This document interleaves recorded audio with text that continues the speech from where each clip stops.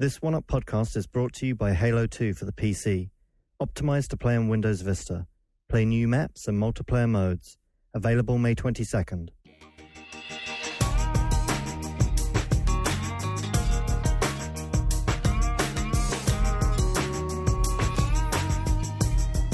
What is up, everybody? Welcome to the Friday, May 18th edition of 1UP Yours podcast, and we have a really awesome cast here today. We actually have 5 mic'd up chairs, and ironically, Andrew's not here for it. 5 for the price of 4. I know, 5 for the price of 4. Andrew out on vacation, headed back to the home of Cheeseheads. Wisconsin. Yeah, he's going to see a Twins game, or I'm sorry for him, a Brewers game. Brewers, they're doing really well. They're leading the whole the league. They are knocking it down. And joining me instead, I have Shane back from Japan. Jet lagged. Yeah. Jet lagged. Yeah. Feeling it. Yeah. And we got some jet lag juice. Yeah, this isn't going to help. Yeah, that'll get you set. And John is here, of course. Just say hello, man. Say something. You make it sound like you're exhausted. You seem pretty spry. You're not jet lagged like I'm me. not jet lagged. Right. Yeah, he didn't do any of the events this week. Yeah. We were both here wandering the empty floors. So joining us, I think this time I am accurate in saying for the first time. It's a very special guest. This is like a very special episode of Blossom. Because apparently I was not correct about Jeff Green, as was pointed out to me in no uncertain terms. Jeff had been on before. In the early era. 3 times? Back in the Mesozoic era of 1UP Yours. It's like, was it 1UP Yours when he was on it? Yeah, apparently it was. Okay, all right. Well, So memorable. You know, the thing is, you do this show week in and week out, and you know what? Wait, we haven't even said who the very special guest is. Well, it's a secret. We're keeping the suspense building. I know, isn't the that anticipation awesome? builds. We're like, oh my God, it's going to be someone fantastic, and it is Dan Shu. Hello. You guys built it up way too much. No. There's like a collective sigh or disappointment across the audience. Let down total. They thought it was going to be David Jaffe. Oh, wow. Yeah. I don't know. Shu, Jaffe. I might take Shu. Similar. Yeah, similar, very similar, yeah. But wait, there's more. Extra added value today. There's 20% more in this edition with Mr. Brian Indahar. Sorry, I'm not Mark, people. Oh, God. Yeah, you can't. I'm afraid you're not Mark McDonald. That's right. I try. You can say something is terrible. I could say or like. I guess he said. You know, no, they just get mad at him for saying that. Like, It's like terrible. Exactly. And then someone will jump in and go, well, you know, guys, they're not actually radio stars. They don't do this for a living. That's right. Right, you're right. We don't actually do this for a living, do we? No, we don't. So Brian's here because he was down in San Diego for all of the Sony festivities. Does Brian get to go first? Yeah. Let's let him go we'll first. throw him out there first. Let's get into a real quick shot of what we're doing today on the show. We'll have what you've been playing in the first segment, which has Sony highlights, it has Square highlights, and then we might talk about some beta game, something we played as well. In the second segment, we're going to be doing a little build off of the Halo 3 beta because we had some strange responses to it around the floor. Aside from the hardcore, there was a little kickback to the Halo 3 beta, and so we're going to talk about entry barriers and how actually accessible these big name online game communities are, especially after they establish themselves. And then news, and I tell you what, I actually stopped collecting news because I had such a stack of news. There's so much to talk about. This list of news terrifies me. It's awesome, though. Did you read through it? There's amazing stuff to talk about. I'm excited because I've been kind of out of the loop in Japan, so you'll catch me up on all the I am goings-on. excited to get to the third-part news because if you think about it, this week is old E3 time frame. Yeah. So this is when all the news should be coming out anyway. We've got MPD numbers in here? I do not have MPD numbers. We can touch on those. Did you hear the hardware numbers? Yeah. Oh, you got them? Should we blow the hardware number 1 now? Well, no, let's save that for news. Let's save it? Yeah. Are they all out or just the one that I heard? I heard all 3. Oh, okay. I'm curious. We can blow it now. Well, do it now? let's save it. You want to save it? I All don't know, right. it might make a good transition into the Sony event. Well, yeah, let's do it into the Sony thing. Okay. All right. So, 360,000 again. Wow. Totally flat. Sold out. Totally blowing Sold out everything else as out of the water. Xbox 360, 174, a little bit more than March. PS3. 80, Any guesses? 84,000.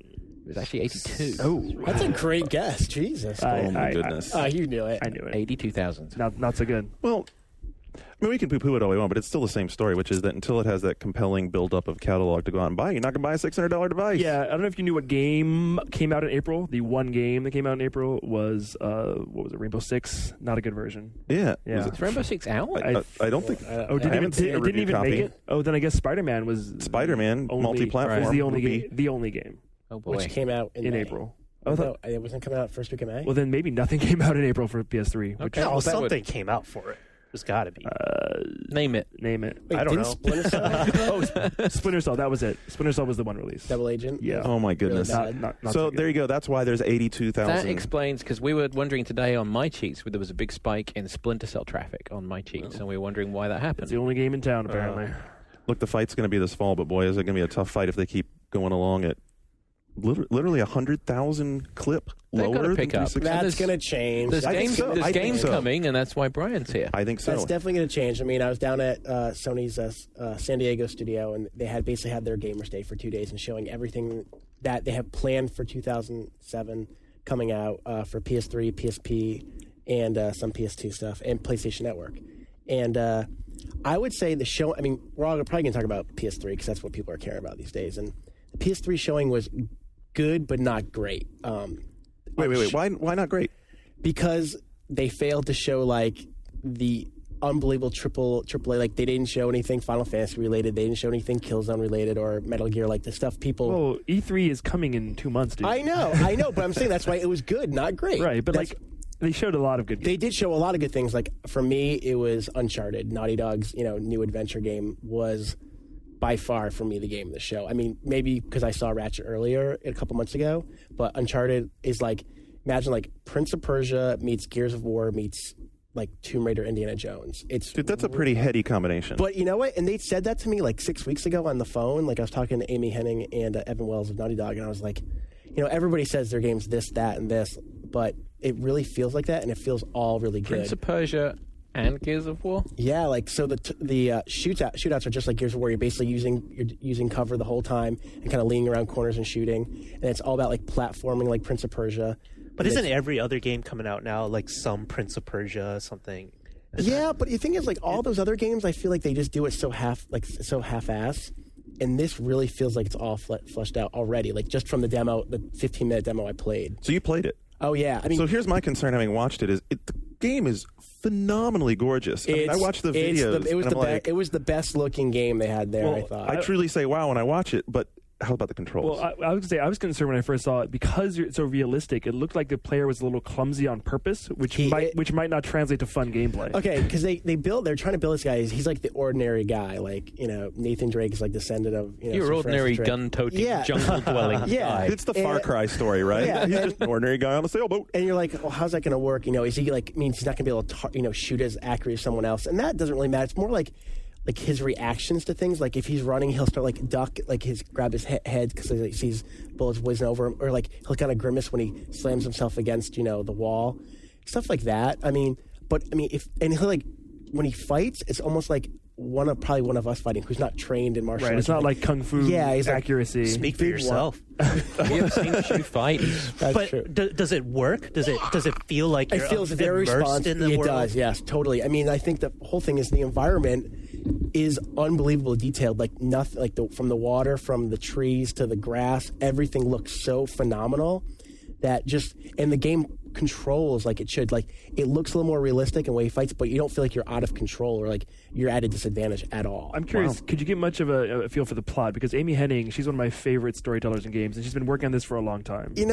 A little bit. I mean, the trailer that's actually right now on GameVideos.com, they kind of like teaser trailer shows a little bit about what it's about. I mean, that's why I said like think about of like the Bermuda Triangle, Think of right? like why think is of he- like why Raiders is of he the in that Lost Ark. environment? Okay. He's like basically trying to find like the lost treasure of Sir Francis Drake, and also prove that he's a direct descendant of him. like everyone. Everyone does shit like that. Right? Exactly. Yeah. No, I so mean, why is he in the jungle or wherever it is? he's, if I get it right, he's flying in to kind of find this lost treasure, and he also brings along this like documentary lady. Or something. That chick is not hot. Also, we all thought she was a That was boy. probably- We thought she was like a young boy when we first saw her. Yeah, I mean that's Not hot. kind of. But I mean, like, aside from that, and aside So from he's about as every man as like Nicolas Cage.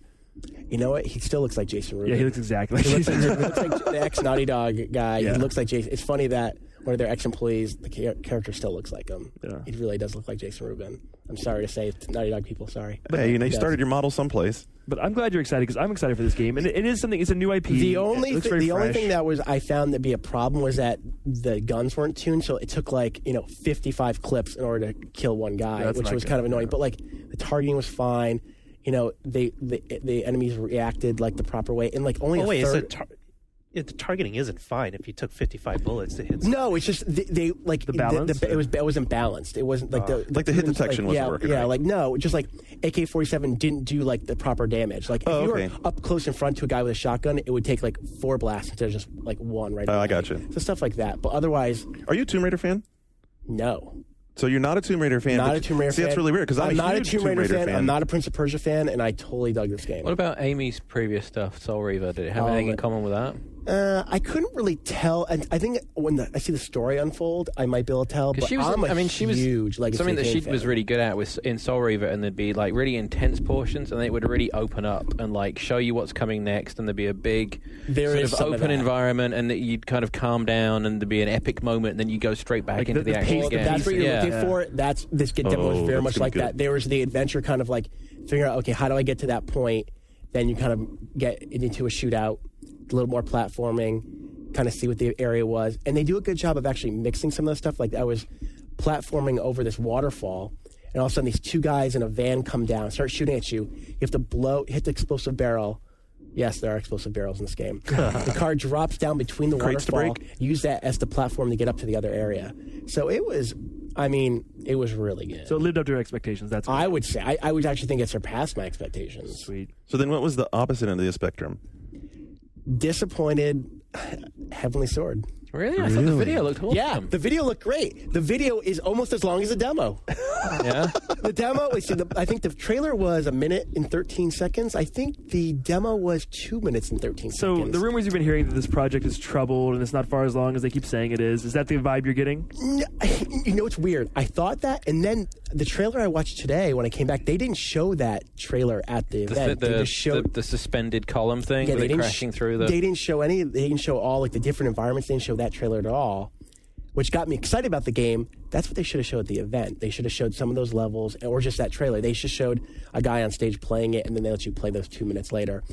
My worry is it's like battle sequence, quick time event, battle sequence, quick time event. There's like they keep saying there's these big adventure elements in this epic story, and you're like, And you I don't haven't see it. seen shit. Everyone loves QuickTime events. I'm sick of them. Well, you know who already. you sound like? When I was in Japan this last week, we hung out with Itagaki, the Team Ninja programmer, main guy, and he was totally dissing Heavenly Sword by name for those huge QuickTime events. He's like the laziest game design you can do is to put a button on screen and make people press it. Yeah, they're so excited about it because you can make it look really cinematic, Right. and not have to design anything else. Yeah, You just we're just going to make a bunch of quick movies, Yep. just hit this button, and it's so popular now. It's- Like and- Spider-Man, it's Spider-Man 3. yeah, and like it's- talking about As much as I Spider-Man. love Shenmue and like when they invented them, I thought they were really clever. Yeah, I think they're getting overused now, and it is Tomb Raider it's Anniversary? It's lazy. It's like you can't think of any better way to interact with a game than that. But the It's really combat actually, when I played the 2 minutes of it, it plays really well. Like switching between the different stances and stuff feels really Is good. the animation still sick? Like beautiful. Oh, beautiful? it's really good, and it really like it does it like the God of War thing. It's very easy to look like a badass. It makes anybody the really skilled people, they can kind of switch between the stances and do really cool things.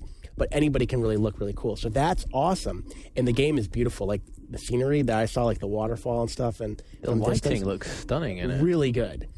But like, So the disappointment is everything that we thought that was cool yeah, for and the like, last 2 years is I know still it's cool. weird. It's weird. I'm saying it's disappointing they didn't show enough. But like a year ago, they showed me a 2 minute demo. Right. A year later, I'm still playing a 2 minute I demo. think it's kind of like is that all there is? I mean, I talked to Sony and they said they had 2 other levels that just weren't quite there yet. But remember, that was the story at an Yeah. E3. I mean, that was the same story we heard. and- It wasn't quite ready, so we're going to give And you this demo again. After a while, you're like, okay, I haven't seen it. I haven't seen this. Something's wrong. Well, You but start to- at I the don't- same time, like, is that big of a deal? Like, I don't think it's a big thing unless you're trying to do a big story with the press. I think it's not a big deal to say we're going to hold it back and then wait till you play the game and then decide there. Like, if it is a good game and no one really knows it, like, how cool would it be for it to just be a big surprise? Like, we're all kind of like, we hardly know anything, we've hardly played anything. The coolest thing for them to do would be to do a demo early, a playable demo through the PlayStation Network, and we can all see it and play it, and everyone can be like, I never understood wow. why they didn't release that Heavenly Sword demo from E3 of last year and release it, and people would have been buying. We got really excited for that game. Yeah, because that right demo did get hammered on it. It was rock solid stable. away. It was phenomenal. It was great. Let us play whatever that cheerleader from Heroes was playing. Actually, what is funny, the demo that you play picks up right from the end of that Really? area. Yeah, like it starts like right there. So, so here's your hint of continuity. There it is. There it is. Yeah, they're doing a But really like, you know, weird. they show some like online. They've shown some behind the scenes like videos. Like Ninja Theory, the developer, has kind of put some of those up, and they look really cool because Andy Serkis, the guy who did Gollum. And all that stuff yeah, they from did Weta. all the. and Weta is doing all like Yeah, design. so like I mean, the potential, like they could just do. They could have shown a couple cutscenes of the story or something. I don't know. Maybe I'm just.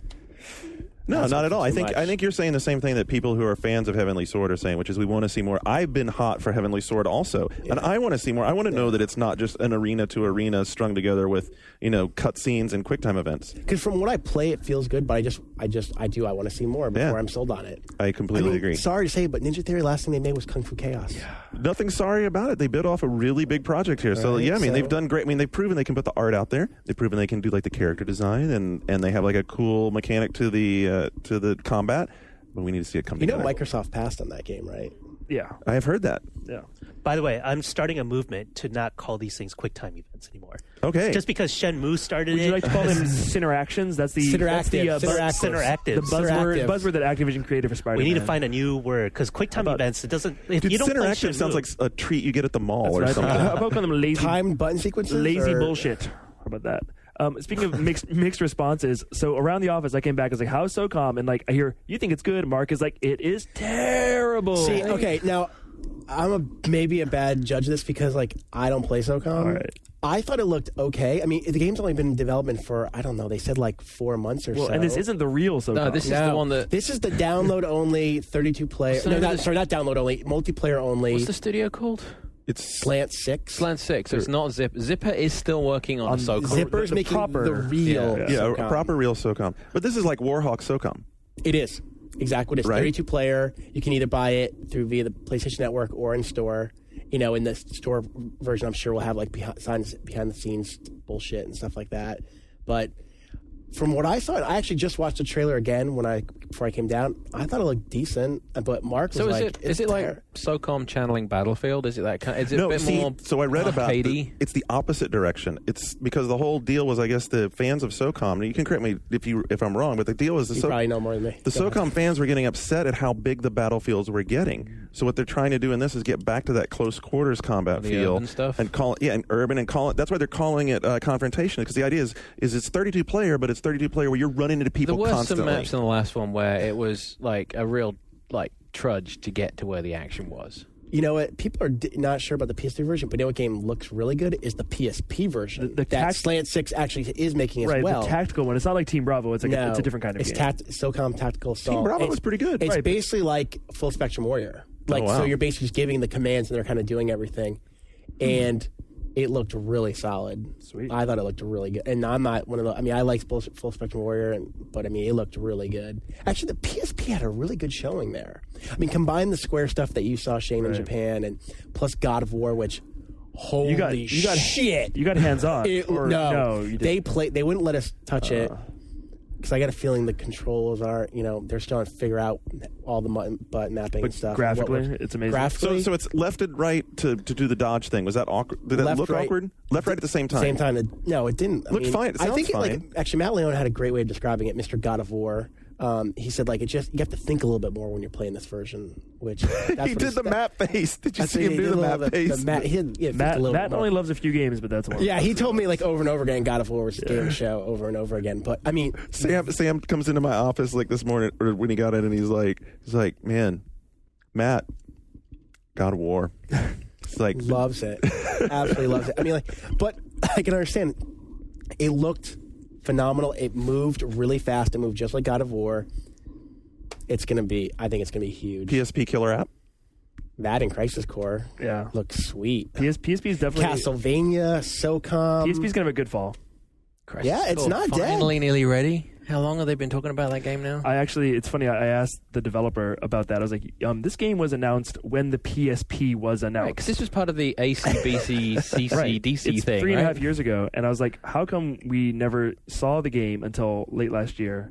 And he honestly answered the question. Actually, he was like, the people I wanted to make the graphics for this game were busy working on other games like Kingdom Hearts 2, and they just did pre-production until those people were available, and that wasn't until like mid last year. So they only started doing the actual programming for this game like last summer. That makes sense. Yeah. Well, that's one of the drawbacks of like Square making these grand plans for like 15 Final Fantasy 7s and 50 Final Fantasy 13s, and you start to get these weird expectations, and you're like, okay, well, what's next? Where's the stuff? Let us see it. Let us see it. It's better. I think they get too ambitious sometimes with these franchises. Yeah, but it definitely paid off. I'm kind of jumping ahead here because talking about Japan, but Crisis Core. Visually, it's amazing. I mean, when I say it looks better than almost any PS2 or Wii game that I've played, like I'm completely serious. Like the character models are insane. Like the facial animations, lip sync, details. Like it's almost like a Metal Gear Solid 3 style cutscenes and characters. Wow! And you're running around these amazing. fully 3D environments, and you're in Midgard. It looks like Midgard. They took all the elements and like the same shops and everything. So if you've played FF7, it's kind of like in a way like a 7 remake, a full 3D 7 remake. With great graphics, and the combat, which I was really worried about because it's action based. It's an action RPG, which is a first, and it's kind of a simplified version of like Kingdom Hearts combat in a way. You choose. Brian's clapping. Bravo. You run up to an enemy and you attack. Supporter added. Yeah, you run up to enemies and attack them, but you can also press L and R to like toggle through like your magic spells, or you have like a group attack. And it's fun. It's kind of easy. Like the demo is definitely tuned really easy to where you wouldn't die. So I wonder if the final game will be harder. Right. But yeah, it's definitely like it's fun, easy combat. The encounter rate was a little too high. I felt maybe they'll tone that down. But it's everything it needs to be. Just like FF7. It's kind of like FF7. But yeah, this year. It's this year. It comes out in August, I think, in Japan, and September 13th. No, September 13th. It comes out. And they're also releasing a 10th anniversary of FF7 limited edition PSP bundle. They didn't show us what it looked like, but like I guess Nomura is designing like the way the PSP is going to look. But yeah, I think it's going to be. I think it's going to be huge. Like everyone who played it was like, I can't believe how good this looks. A PSP design. It's going to have 27 zippers on the PSP. Yeah. No, isn't he into like sequins and stuff right now? Well, I should tell you about these jackets. You guys, we're talking about jackets on the Kojima We'll get back podcast. to you in a second, Brian. But, go ahead. So like the Nomura area at the Square Enix party, The Nomura area. well, he had his own area and his own theater with only his games in it, and the people who staffed that were wearing these crazy jackets that kind of looked like the jacket that the character in Versus 13 wears, this big long trench coat, and they had like these like crystals, what I thought were sequins, in like the 7 like meteor logo on the back in different colors. And I went up to one of the Square PR guys and I'm like, man, those jackets are really tacky. And they're like, those aren't tacky. Those aren't sequins. Those are Swarovski crystals. Each of those jackets cost $10,000. Holy Whoa. crap! Yeah, I was like, wow. All right, so back to the Sony Gamers Day, Brian. I don't know how. Do you have how do I follow that up? Do you have photos? I didn't bring my camera, but maybe Milky took some. I Let's think. get some I'm photos sure, and get them I'm up sure on- Milky has one of those jackets. Milky by now. might What are you have talking one of those about? We need to get jackets. pictures up on the blog. We need to do that. Yeah. Yeah, definitely. Pictures of the jacket. So at TGS, one of the games that I was surprised by, and I think I actually said it was like the best RPG you've never heard of, was Monster Kingdom Unknown Realm. Yeah, we both played this game. now and- called Folklore. Now called Folklore, and you know what? I'm with you guys. It's a pretty cool It's been game. the number one game on 1UP since we posted previews from the game and stuff. Yeah, I mean, it's an action RPG, but basically, instead of like just doing normal attacks, you collect these monsters, and they become like on the the X, square, triangle, circle buttons. They become your attack. So like a little guy will be like your melee attack, whereas you can summon this really big guy who shoot out like missiles and shit. And it's really, really cool. And you can evolve them. And you collect like 50 of them over time or something like that. And then the way you catch them is even cooler because it uses 6-axis. So all of a sudden you'll pound on the guy, and all of a sudden like a red spirit will pop up over his body. And you press R1 and then flick back the controller to kind of suck them you're kind of in. like fighting with it. You're like Yeah. pulling It's it almost out. like, think about like Ghostbusters, like when you're trying to suck, use your gun. Luigi's Mansion. Yeah, Luigi's Mansion, another example. But then the bigger guys, the bigger the enemy, the more action you have to do. So like the really big guys, you had to like shake back left to right with the controller. Then So is all it of a like sudden- fighting with a fishing rod kind of thing? Kind of, yeah, but it was like 6-axis controls that kind of worked and made sense. Well, and the game is developed by Game Republic Okamoto's company, the guys who made Genji. And say what you want about Genji. Hey, they found the right analog stick. All right. And say what you will about say what you will about that, but it does have similarly colorful, like unique graphics. When you see this game, it looks very different than the average game. I think that is a good thing because. And let's say this about Genji. Genji for PS3, not so great, but Genji on PS2, I enjoyed Genji on PS2. I played it. I liked it a lot. Actually, she was looking at me like, you're fucking nuts. Genji sucked. That's cool. Genji sucked, but this game shows promise. On PS3 or on PS2? Oh no, I'm sorry, Folklore. He's saying Which Genji sucked? All of them. Oh, I didn't like Fair enough. That was a blanket franchise statement. Yeah, All right, fair enough. I didn't like any of them. But Folklore seems really good, and I think they did realize. Like, I know they didn't put the camera controller because they wanted you to see how pretty their game were, and they're like, "Yeah, our game kind of sucks." Did they say when that game's coming out here? Yeah, it's fall. Okay, because it comes out pretty soon in Japan. It is fall. We have it listed for November. October. Okay, so I heard October. Yeah, that's actually that game moved up. They didn't even think they were going to have it at the show, and all of a sudden Japan goes, "Oh yeah, we want to kind of show this game." They're like, "Here you go." So Lair was there, but you didn't play it, right? I didn't play it, though the people I did talk to say that the frame rate's kind of been cleaned up. It moves a lot. That's my question, because when I last played it, it did dip into the single digits. And I think the reason people weren't playing is because they just had that event about a month ago, and people were like, "We want to concentrate on things like Uncharted and Ratchet." Like no one's really seen. No one's seen so Ratchet. did they show a new level of Ratchet? So they showed the same level they showed for the EGM cover story, which I think like right now they could release as a demo and it'd be perfectly playable. And they showed 50%, like a level that was 50% done, and they would kind of run through it, and it looked gorgeous. It looked better than a lot of the stuff I saw at the Gamers Day. And like everything I said in the EGM cover story, I mean it plays like the older Ratchets. Was it playable? They were playing it. You couldn't play it. No, you couldn't play it. And it was funny. They didn't. I heard rumors they didn't want to show it. Like they really were hesitant on showing it. Why? It looks stunning. And it was one of the best games of the show. Like I would say it went for me, Uncharted, Ratchet, and then Little Big Planet. Oh, tell us about that. Yeah. Now the only reason I didn't say Little Big Planet higher is because they just basically let us play the GDC demo. Just play through it, but not make it. They couldn't make it. They showed us a new video of like the character creator, like kind of all the ways you can customize the character, which is just awesome. Like I don't know, that theme music kind of catches sticks with me. It's really cool. But they actually let us play through that level, and just like 4 people sitting around, like all saying, "Okay, I'll grab this. I'll grab the rocket pack, and I'll come pick you up, and we'll come together and pick up the shell and put it down so we can get through this area." And just thinking about all the different ways that when you're going through a level and you go, "Oh, this is not really working that right. Let's kind of change this area," or leaving comments for people. I know I love Little Big Planet. I know someone in this room, Shu, is not as big a fan of it. I mean, I never said I hate but it. did you say the gameplay? You just said you're not a big fan. I mean, he of feels it. like the gameplay is so basic, and right, you're just running and jumping. It is. It's like a simple platformer. I'm not excited about it. I thought it looked cute. It was really adorable, yeah, and the physics looked cool. But I'm just like, when I saw it, I'm like, why is everyone so excited about this game? Like it's like the gameplay. Like if you're the type to want to sit down and create games, like yeah, sure, I'm sure it's going to be awesome. But that's not a lot of people. Like I don't know anyone in our office who's going to want to sit there and design. I'm leaving really EGM. awesome I'm going to be creating levels for a Little Big I'll Planet. be there. I can hear the forum posters banging reply right now. They're like, "God damn it, reply." No, there's going to be some people, who are going to be into it. But I'm saying it's not like the big majority. Right. Hold on. The big majority of consumers know your place, Bettenhausen. are you're going to throw in a couple of blocks, give it a try, but then it's like, you know what? I'm going to leave this up to the minority hardcore community to build the levels. And then from what we saw at GDC, I'm just basing on what we've seen. It's just like 4 people just charging through a level. And yeah, you're just going to be a few things you got to grab, a few little minor quote unquote puzzles that you're going to have to figure out. But I'm like, really? Like people are excited about this just charging through a level? Like charging through. I don't think you're charging through. All right. I think your outlook is very pessimistic, and I think you're basing it on like people who build maps for games like FPS games. And yeah, those are really hard to do, and like you don't see all of us making pariah levels. But the whole concept of this game is to make it simple, easy, interactive, and fun, and a multiplayer experience in itself. I think that's the point of it, and I kind of agree with you, believe it or not, on this. Shocking. Is that like, and I think you're all even are like thinking about it too much. I think the whole idea behind this game is that you might be in the middle of it playing and decide you just want to start screwing around with the level and you start playing with stuff. That's part of the game. With toys. It's like it's like being a kid and like, okay, we pile all this shit up.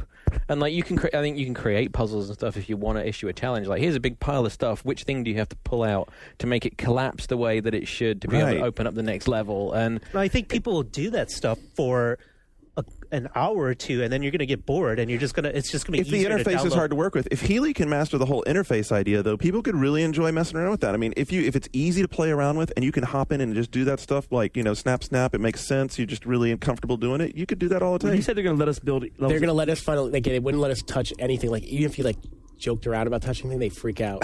And they're going to let people create things at E3. Yeah, I reserve final judgment till later, but I'm just saying, based on the GDC demo, I just didn't get why everyone was that excited. Well, yeah. I was much like, for me, like GDC was all about home for PlayStation Network. Well, that was. I agree that the industry has like a collective hard-on for this game, and no one's really played it yet, and it might not be as awesome as you all think. So you're being, keeping your expectations guarded. Our expectations are excited because of the conceptual idea behind it. Yeah, and it's nice to see Sony try something different. I mean, for me, it's just something that broadens their console. Like, it's not just the hardcore gamer like an Uncharted or a Ratchet or something like that. Didn't they have another game like this called Pain that people? Okay, that's the one I wanted to ask about, because that's the one that I'm just looking at. I'm like, all right, before we need to set this up with how Pain was born, because it just makes my skin crawl. How was Pain created, Brian? They told us it was born out of a marketing. Oh God! In a marketing meeting. In a marketing meeting. Wow. Yeah, that is kind of disturbing, isn't it? And they weren't talking anything about games, and all of a sudden, hey guys, kids really like hurting each other. Let's make a game about that. Hey guys, kids are into suicide.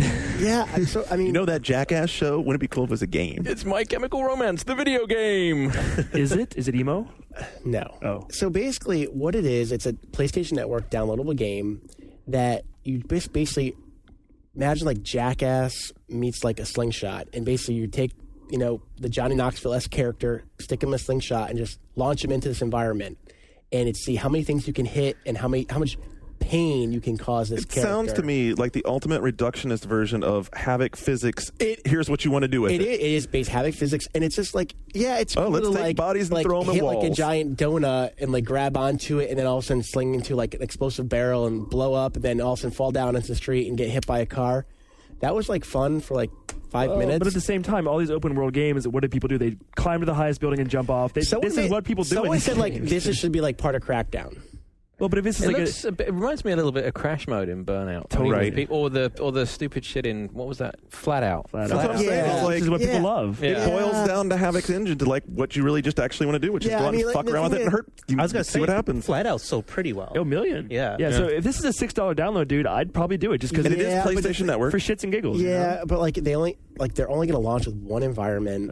Oh, they're going to launch. I thought they were going to launch with 3. Is it going to be loaded with ads? Is that how it's going to work? I didn't see any ads. And like they had some fun mini games, like marketing and masturbation, isn't it? I don't know. Like, they were because everybody at Sony was really hyped on this game, and most of us walked away like, yeah, that's okay. Yeah, that's a fun $6 thing I might do for a couple minutes. And they were kind of blowing it up.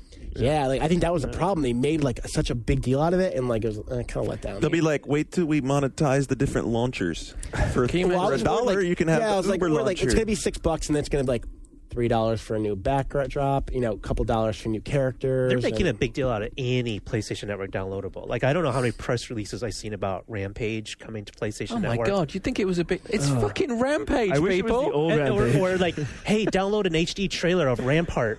And I'm like, wait, is this a 3D modern remake of Rampart? No, it's the old Rampart game, and they have a trailer out. Like, they're making a big deal out of every single product they put on that. And another disappointment was that, like, Home was there, and it was, a scaled back version of what we saw at GDC. It was scaled back. Yeah, I mean, from what I saw, I didn't see half the stuff I saw from the GDC demo. Well, I mean, I've talked to people in the beta, and it's definitely not feature complete. But apparently, in the beta, there's a list of like when updates are going live, and you can see like in June these are what's going to happen, in July this is going to happen. Yeah, it was almost like they wanted to show it because they wanted to prove to everybody that it's there. I mean, it's working, but. I mean, it is. Brian, it's incredibly ambitious, and you expect the final version to be here in May when it's coming out like November. Right. Yes, that's exactly what I expect. Apparently, there's another big beta of an ambitious project going on that we've all taken part in the last week. Warhawks. That wasn't the one I was thinking of. I was thinking the one with Mr. Chief in it. Master Chef. But before we go into that, I do want to talk because they showed more of Warhawk, right? Yeah, they showed more levels, and that game just keeps looking better and better. And the open beta for that is really soon because they're starting to send the emails already. May 24th, right? Oh wow! So download next week. Yeah, public beta is May 24th. Yeah, shocking. Yeah, I'm almost positive it's next week. I got the email to my personal account this morning, so it was just a straight sign up. Like the new map. So it's going very quick because there was a note from one of the Warhawk producers that it's going to be a multiplayer game. Of course, we're going to do a beta. So Garnet, do you still completely hate it? I don't completely hate it. Everybody loved it. I know I took a lot of flack for that. I still think two things. I think that number one, if you're going to make a game called Warhawk and just call it Warhawk, it should be faithful to Warhawk because that was what we wanted and that's what Warhawk is. And nobody except old people like us remembers Warhawk. 1995. Garnet would love it. Fine. Just kidding. This is better. We've been going a while. We've not been belligerent enough I'm yet. not allowed to call Garnet old, but you're allowed to call him old. Yeah, I'm a special guest. All right. Jesus Christ. I will be back, but hey, whatever. And I still ought to be able to have one set of flight controls that I can pick up and fly the thing easily. I understand that you invest the time in it, you get something back out of that you can learn how to fly with more, tricks and all that kind of stuff. That's great. It's fun. It was fun. I was watching the videos. I was watching the running around video that had the tank and everything pretty much except the Warhawk in it. It looked really good. Really come fun. on, those guys animate ridiculously. I honestly, therefore it must be a crap game then, guys. Yes, yeah, it's total crap. Because the Crackdown guys, when they're running, they look super awesome. I think it looks really fun. I mean, it's big open environment, lots of shit going on. Yeah, I know a lot cool, big, lots of maps, explosive weapons. The people around here who've been playing a lot really like it, so that's a good sign. Except for you. Even the tough critic Mark McDonald likes it. And he hates everything. Sorry, I'm not changing my opinion on that one. It's still Battlefield with Warhawks in it, and then that's that. That's not necessarily. But you like that? And Halo. What? But you like Battlefield. I do like Battlefield. Yeah. I like Battlefield Modern Combat, and I like Warhawk to that extent. I'm just being. Hey, I admit to this openly. I am being an ass about the fact that they're calling it Warhawk. But that's my prerogative to be an ass about that. To your admission, you have not taken the time to learn the immense depth that is the Warhawk controls. With come on, they're not that fucking deep. Give me a break. Sam says they are. Hi, I'm Sam. I'm drinking the Warhawk Kool-Aid. It's very tasty. That's what Sam sounds like these days? Yeah, apparently he's like a fop. No. Sam also might not be Garnet's boss from tomorrow. So is that everything that was at Sony? I think you covered the gamut there. Yeah, pretty much. I mean, they had like eye judgment there and stuff like that. I mean, whatever. Do they have the new iToy there? I'm not gonna lie. I didn't go over to the demo. Oh, cool. Okay. I saw it from a distance. Yes, sure. It looked very interesting. Fantastic. Yeah, sure. I don't know. No, I'm not gonna lie. They didn't pull out like a game day or anything. No sports surprises. No. No. Just checking. I don't want. There were 30-something games at this event, right? Yeah, I mean they had third party. You told me the Stranglehold was looking pretty good on PS3. Stranglehold looks really good. Nice. Because I played the 360 version a few months back and I liked it. And actually, they showed that the same level they showed you guys, and they basically took all your feedback. The museum level? Yeah, that level's fun. They said they took all your guys' feedback from that event and kind of tweaked it to show that they actually care what they say. It's definitely fun. Yeah. And also, the cool thing about the collector's edition, it comes with the Blu-ray version of Hard Boiled. That's awesome. Because we all told them to do that, and they were like, oh, we don't know if we can. We're like, do it. Sure. And trust me, that won't be the last game that does that. There's going to be a lot more stuff like that, which is an awesome bonus to have Blu-ray. Yeah, it is. So, yeah. Like I said, a good showing, but not great. Solid. Killzone 2, E3. Yeah. Metal Gear, please beat E3. Hopefully. It's not a matter of the game. It's more a matter of Konami of America being able to give it the proper showing. That's what I heard. I mean, yeah, it won't feel like E3 if there's not a Konami press conference and showing him. Right, so Luke and Frankie are still sitting there somewhere in Washington State right now going, are they going to fucking talk about it or not? God, are they going to talk about it? Jesus. They brought Shu on. So what do you think? I'm really enjoying it. But I'm I'm a Halo fan. I still play Halo 2. And so now that Halo 3 is out, you're hearing some people complain that it's just, it's Halo 2.5. It's not that big a deal. But it's pretty awesome getting to play it, And the big thing for me is I love the controls. I love having all the stuff mapped to the shoulder buttons that it's really intuitive. Like, I actually feel like I'm a better Halo player just because of the addition of the bumpers, which give you two more buttons, really make a big difference. So, like, the Halo 2 on 360, basically, they just kind of took the black and white buttons for an Xbox controller and put them to the bumpers. But now it's like, okay, your right hand fits to your right trigger and right bumper. Your left hand goes to your left bumper and left trigger. And it makes sense. Like, I feel like when I'm running around picking up stuff, deciding whether I want to throw a grenade or pick up a dual-wielded weapon, it all makes sense to me. So I feel like I'm actually a better player. The unfortunate thing is everyone else is a better player. It's like it's really like playing with the beta community. It's not fun because these guys are really good. And I'm not bad. I'm not the best player out there. But wait, it's not fun for you? It's those guys out there they're pretty hardcore. Like it's really, really tough to play against some of these guys, and I don't have the time to invest to play 5 hours a night. So like I'm having a lot of fun playing the beta because I have a lot of friends and coworkers who are playing the beta. Yeah. I think if I was just alone, and I just happen to get the code and I'm just like in my own island playing with the general public, it might not be as fun because I'd be this is going to go to the second segment. I realized that, like, when I was in Japan, I was talking to people who were on it, and they're like, yeah, it's fun, but you'll die every 5 seconds. Yeah. That's what I heard from like multiple people. Well, that's why we try to play with like the people in the office, because then you feel like you at least have a fighting chance. It's like so many other multiplayer games, right? Like Soul Calibur, Tetris Attack, all the multiplayer games that we love, Splinter Cell. It's most fun when you're playing with people on your level who are investing about the same amount of time. Yeah, like shoes. I mean, like I like Halo a lot, and I actually really like Halo 3 a lot more than Halo 2. I don't think it's Halo 2.5 at all. But I'm not very good at first person shooters, especially compared to him. And he's nice enough to kind of play with the rest of us. And, but seriously, because he's way better than me. Slums it with us. Yeah, he'll deign to come down to your level. But it's always way like we'll once around like we'll have enough people, so we'll kind of bring people in, and it's like a bloodbath. Okay, but so what about the graphics and what about the level design? Okay, so graphics. I'm so tired of hearing about graphics. Let's take it from here. You guys you've already played this. This is not your first time playing multiplayer Halo 3. Yeah, we played it for our cover story back in December or late last year. January. Yeah. So how far has it come since then? There's more to do and there are more modes to play than what we played. What was disappointing for me personally, but it's not going to matter to the beta audiences. I'm not seeing new levels. I was hoping to see that when they leaked that footage of that new Zanzibar level. I'm like, oh man, we'll get to play that, but we don't. So for me, it's like, yeah, okay, I've seen these levels before. That's too bad. But like I said, that's just us. Like the most beta people, this will all be new for them. So like for me, it's like, well, that's too bad. But I got to see now with all the X button equipment, so that's really cool. Oh, so the shield that's added? Yeah, like all the extra shield. stuff. There's more than just the shield. There's the Trek Mine, there's the personal grab lift, the energy drainer, the bubble shield. So for me, this is what makes it not Halo 2.5, is because this actually kind of tweaks the gameplay, right? Like you could say, yeah, there's going to be new maps, new weapons, but all that is still Halo 2.5 territory for me. But I love using the new equipment because there's a lot of stuff you can do. Like on the map High Ground, which is sort of the spiritual successor to Halo 2 Zanzibar, which is like a fortified base with this big gate that you can open up and people are trying to attack it. Outside of the base, in the cave, you can find a personal grab lift. So if you find it, you set it up right outside their base. You don't need to go sneak in. You could just like jump on this thing and it lifts you right up to the highest level inside their base and you can get in that way. So it's like another dimension to the game. And the bubble shield's really cool. I remember a moment where I turned around a corner and I saw the guy had a rocket launcher and he fired it right at me and I hit the bubble shield right at the last minute. So it exploded harmlessly like 2 feet away from my face, like this huge explosion, but it didn't damage me at all.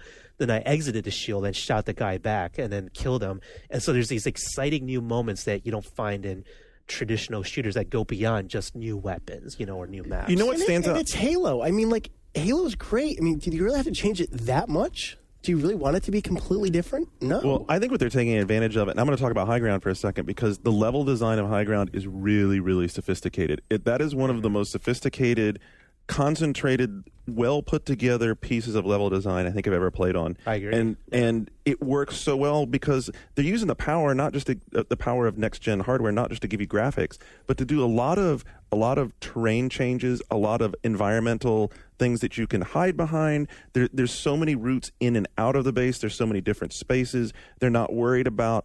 It feels to me like they're finally freed from that whole design theory of, we have to watch out about sightlines. I mean, I'm sure they're still worried about sightlines to maintain frame rate, but it's not like you don't get that feeling that every setting and every place that you face that there was some guy standing there going, okay, when he's standing here looking this direction, he only has this far a sightline. It feels much more organic. It feels much more like there are, like, just in and around, out in front of the base, there's that pillbox that you can break into. Yeah. And just the fights that break out in and around that because of the way the rock overhangs and the places where you can hide and maneuver in and out of the pillbox. There's so much that happens just around that one little area that it's amazing. I mean, it's a really well-designed level. Yeah, and that was one thing that's always been great about the Halo series. The multiplayer maps aren't these symmetrical, right, like, arena-style maps. It feels like a level that you could find in single player that you're playing multiplayer on, and it seems to work really well. Have you gravitated to a weapon yet? No, that's one a good point. Thing I really like about Halo 3 is when you're talking to different people around the office. Now, granted, we've only been playing it for a few days. Right. We're not like hundreds of hours in, played by millions of people to know all the fine nuances about weapon balancing. But like, if you talk to Kathleen, her favorite weapon is the Needler. Like you've talked to Greg. She likes really. Well, the new Needler's way more powerful. It is way more powerful. Or you talk to another guy in EGM, and his favorite thing is the dual-wielded spiker guns. Although I heard dual wielding is diminished its power. No, not really. No? If you dual wield submachine guns or the spiker guns, it's really powerful. You could knock a guy down real quick. So like, I was hot for the spikers at first, but the drawback to the spikers is the reload time will get you killed. Well, what you should do, just like the brute shot, is if you run out of ammo, switch to your backup weapon instead of sitting there trying to reload. That's just hit Y. Yeah, don't try to reload in the middle of a firefight. Just switch to your backup weapon. But if you're dual wielding, you can't do that. You could drop it and switch to your other weapon faster than you can reload. Oh, okay. Yeah.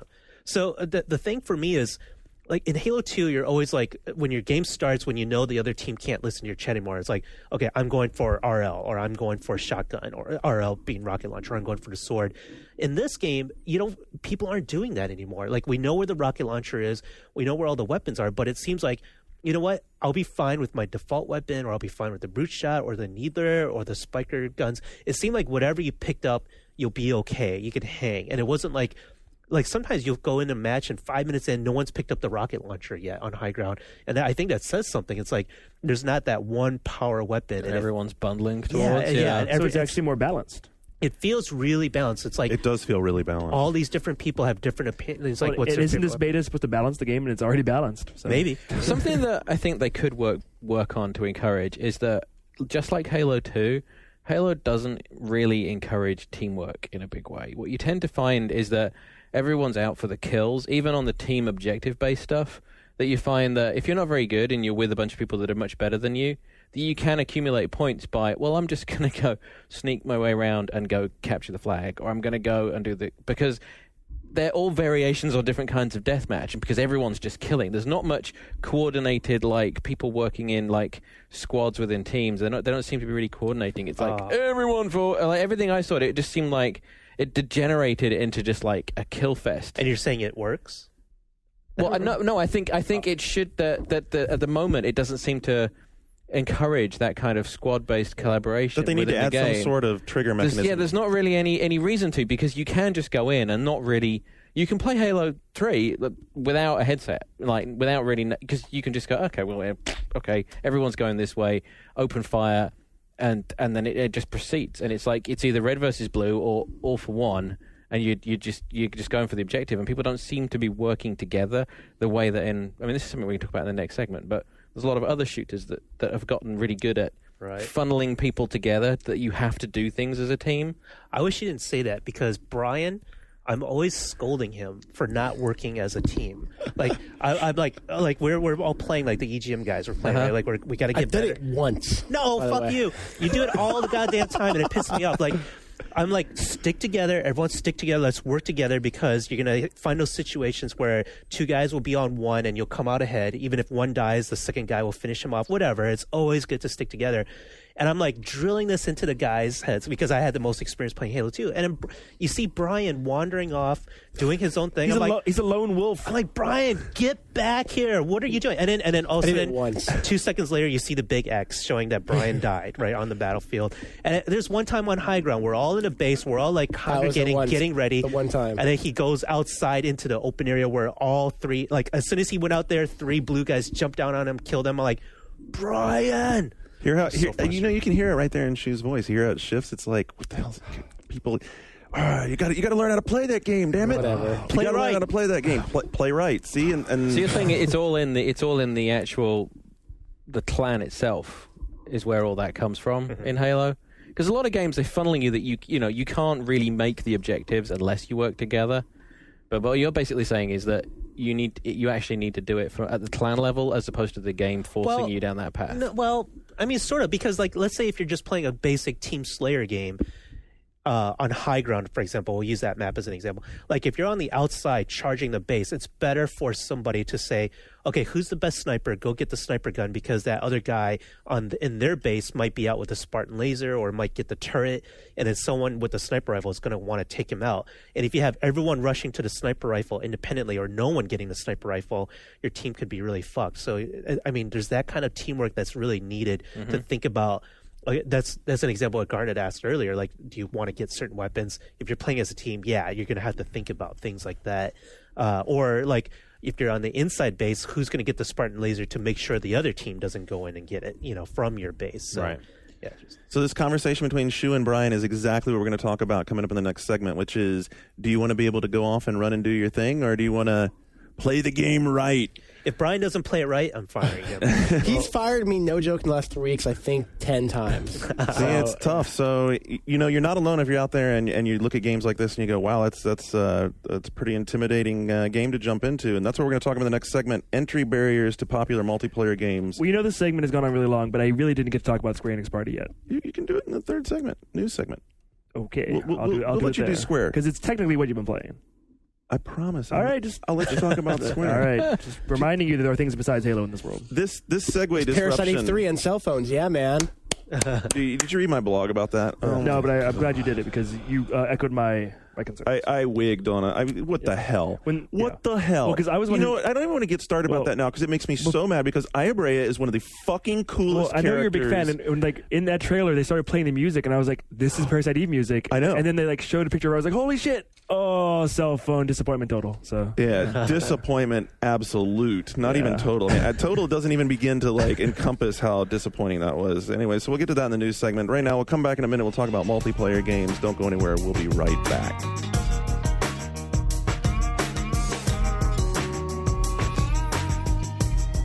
Are you ready to play?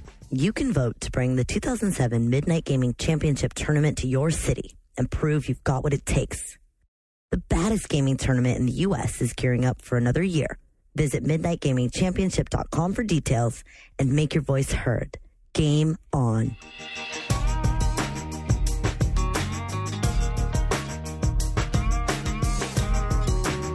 All right, we're back. We're going to go straight from the Halo 3 talk into how hard it can be to get into these games because a kind of weird phenomenon happened around the office, which was that John and I were talking, and then, Brian, you kind of walked by and heard us, and I think you were just diplomatically saying you didn't agree, but I think you agreed, which was that Halo 3, after you played the beta for a little while, you were like, all right, that's not really so much fun anymore. Well, no, I mean, I think that's across all game, competitive, especially first-person shooters. I mean, Gears and Halo. Actually, I have to say, yeah, I do agree with you, I guess, because after a while, when the really good guys get really, really good, and they all they care about is how many deaths they had compared to their kills, and reminding you how much you suck. Well, yeah, Brian, you and I have always commiserated because when you and I play against these guys, they're really good and we're not that good. So if I see Shu in Halo, he will always kill me. I will never kill him ever. I'm just not good enough. So you mean if you're in the game, if we're in the game and I see him in the level, I always die. And I don't know really? the magic that it takes to kill him. I'm not good enough. I'm not good enough at shooters. That's a real fundamental problem with a lot of multiplayer games right now, and that is that if you want to participate, it's not right now. By the way, it's not just right now. Oh no, I mean it's always been a problem. I mean I think with so many games really leaning on multiplayer and a lot of stuff coming that's multiplayer only, it's going to get harder and harder for someone that wants to try it but isn't very good. But unless the developers create tools and environments that are noob friendly or just not or you can still progress even if you're not particularly good and you just want to play. But something like Halo, I mean, the matchmaking system is great if you just want to get in there with other plebs. But if you want to play with your friends and they're better than you, I mean, Luke invited me to a game with some of his buddies from Bungie, and I think Mark was there, and I think you were in it. I can't remember, but I couldn't even get to pick up a weapon. It was fucking ridiculous. But at the same time, any game genre with high-level play, and Shu earlier mentioned puzzle games, fighting games, I would even say racers, there's a point of when you go online and play these games, you're probably going to get your ass kicked if you're an average gamer. Oh, yeah. Well, I think... Well, I'm sorry. Should we talk about solutions yet? Well, not yet. Let's talk about the problem first. Because I know when I love MotorStorm, I enjoy the game. I go online and I haven't played as much as these kids who spend their whole lives playing the game. So they're making fun of me, and I'm coming in next to last place. MotorStorm's a game where you have to know each of those 6, 7, 8 maps. You know the lines. You need to be able to know the line. And I mean, essentially, if you crash once in a multiplayer game, you're screwed. Well, and people start quitting out. And that's MotorStorm, which is pretty casual off-road racing game. Aren't we talking about all online competitive gaming here? Well, I think if we want that is a problem. If we want the average consumer to go online and play games, it's too daunting, right? Well, you know what? It's nothing new. So let me bust out the history because you guys are going to laugh when you hear it. Anyone remember M-Wave or 10? vaguely Sega owned it. I won't lie, no way. Right, It was so an I had- online gaming network. These are online gaming networks. I had accounts both with M-Wave and 10 to play Command and Conquer Red Alert, and it was ruthlessly like that. Like, you absolutely had to memorize build orders. You had to know your maps, and you had to be ready because the other guy was coming at you, and he was coming at you hard right away, and you had to be ready to fight that fight. Is that fun? No, but aren't Xbox Live? Yes, it was. No, actually, it was fun. It was fun if you were into the game because, because once you had risen to the level of learning that part and you got past that initial slope of getting down and through the first rushes, then it became a game. But I think it goes to John's point is you've become a hardcore CNC guy, right? You become a hardcore person at that part. What about the person who doesn't understand Yeah, that? because it's completely at odds with the way single players are designed now. Single player games, I think we can all agree, are getting easier, right? Right. Yeah. Just across the board in that it invites you in and it leads you by the hand through the whole thing. And then you go, okay, well, I played through the single player, maybe I'll try the multiplayer. And it just kicks your ass instantly. Yeah. The two things are completely at odds with each other in terms of the way that they're conceived and designed. And they're really old school. I mean, games used to be hard. Right. And the sense of achievement of learning something was where the satisfaction came from because that was the challenge. But games don't do that anymore. So when you're trying to get into Halo or MotorStorm something I wanted to talk to you about, Shu, was Splinter Cell, because if you're not in there day one on a new Splinter Cell multiplayer, you're not going to get in. That's a game. We knew there was problems. Even your ass got kicked at Splinter Cell. I thought you were good at this game. Remember that tournament? We had all this hullabaloo about the tournament. It was embarrassing to be there. I'll meet you down at the unemployment office. Seriously. Yeah, that was a game where we knew, when we got Pandora Tomorrow in and we started playing for review, we were like, oh my God, this game is fucking incredible. The multiplayer game, nothing ever like it before, and we were like, this is amazing. But Mark McDowell and I were really into this game, but every new person we brought in, we walked them through. We were like, we have to teach you how to play this game. It was so complex and nuanced that the average consumer was overwhelmed, and those who spent a lot of time mastering it became so high level that they would just win every time. Yeah, and it's it is like what we were talking about earlier, like Soul Calibur, Splinter Cell, especially Splinter Cell, the old multiplayer games. You really need to play with people on your level. So that's why, we actually have it pretty good here because we're all, we have multiple reviewers on the games. Everyone's playing the same game. So it's kind of nice, everyone's playing at the same level. But the people who are really enjoying Xbox Live, I think, are the ones who have like-minded friends. It's like, oh, the new Rainbow Six is out. I have at least 5, 10 other friends who are going to be playing the same game. Those are the people who are going to love those games. But if you're just by yourself and you go in, it's going to be really hard to keep up on some of these. But aren't the Xbox Live spheres, if you're in the casual sphere or the hardcore gamer sphere, whatever they're called, isn't that supposed to facilitate this, matching people up? I haven't looked at that. Aren't they just labels? Up the system. Aren't they just labels? Do they actually do anything? Like the recreation area. Does it actually do anything? On paper, it's supposed to, when you're in matchmaking, it's supposed to lump you with like-minded gamers. So, the underground players will play more with the underground people. So that should help filter this out. The professional, right? But I think the problem is, you see this with the Halo beta, is that there isn't that critical mass of people for any one game to allow you to have that kind of matchmaking. Halo, there's not enough people playing the beta right now. So even if you're level 1, eventually you can see the ranking. When it's trying to group you and grow bigger and bigger. It's okay, we can't find level 1 players with you. Let's try level 1 through 4. Nope. Level 1 through 8. Nope. 1 through 11. So then you start getting. And then at that point, you're like, oh god, I'm fucked. And you get killed in 2 seconds. So you look at any one game and the installed base of the 360. So let's say Ghost Recon or Rainbow Six. You don't have enough players out there for there to be a healthy group of casual, family, recreational players who just want to play for fun. There aren't enough. Because I could beat some family players at Halo. Maybe. You could beat some moms and grandmas. Maybe. But yeah, so I'm so tempted. Never mind. Well, I would say MMO is another deal too. You start an MMO and you see people at these super high levels who've put in hundreds and hundreds of hours. Before we jump to that, I want to jump. There's another internet phenomenon that really plays, and it bit me on Splinter Cell, which is that there seems to be a group of people who have enough free time on their hands that within a couple of weeks of a game's release can be at that super high level playing all the time. Mm-hmm. That's what happened to me in Splinter Cell because I wanted to play that game. I enjoyed playing it a little bit in multiplayer, but I quickly, it's like in the amount of time I had to play between actually working and, writing about stuff and having a job to the time compared to the amount of time I had to play the game, within a couple of weeks, I was no longer able to play, just, jump into matches online and play and have fun with it. It's like, oh, I'm a spy. Oh, I'm dead. Yeah. Well, I mean, look at our office. Look at our interns who just showed up. Like, all these guys, they're fucking phenomenal at Halo because they've been playing for like 9 months or like 2 years in Halo 2, like every day.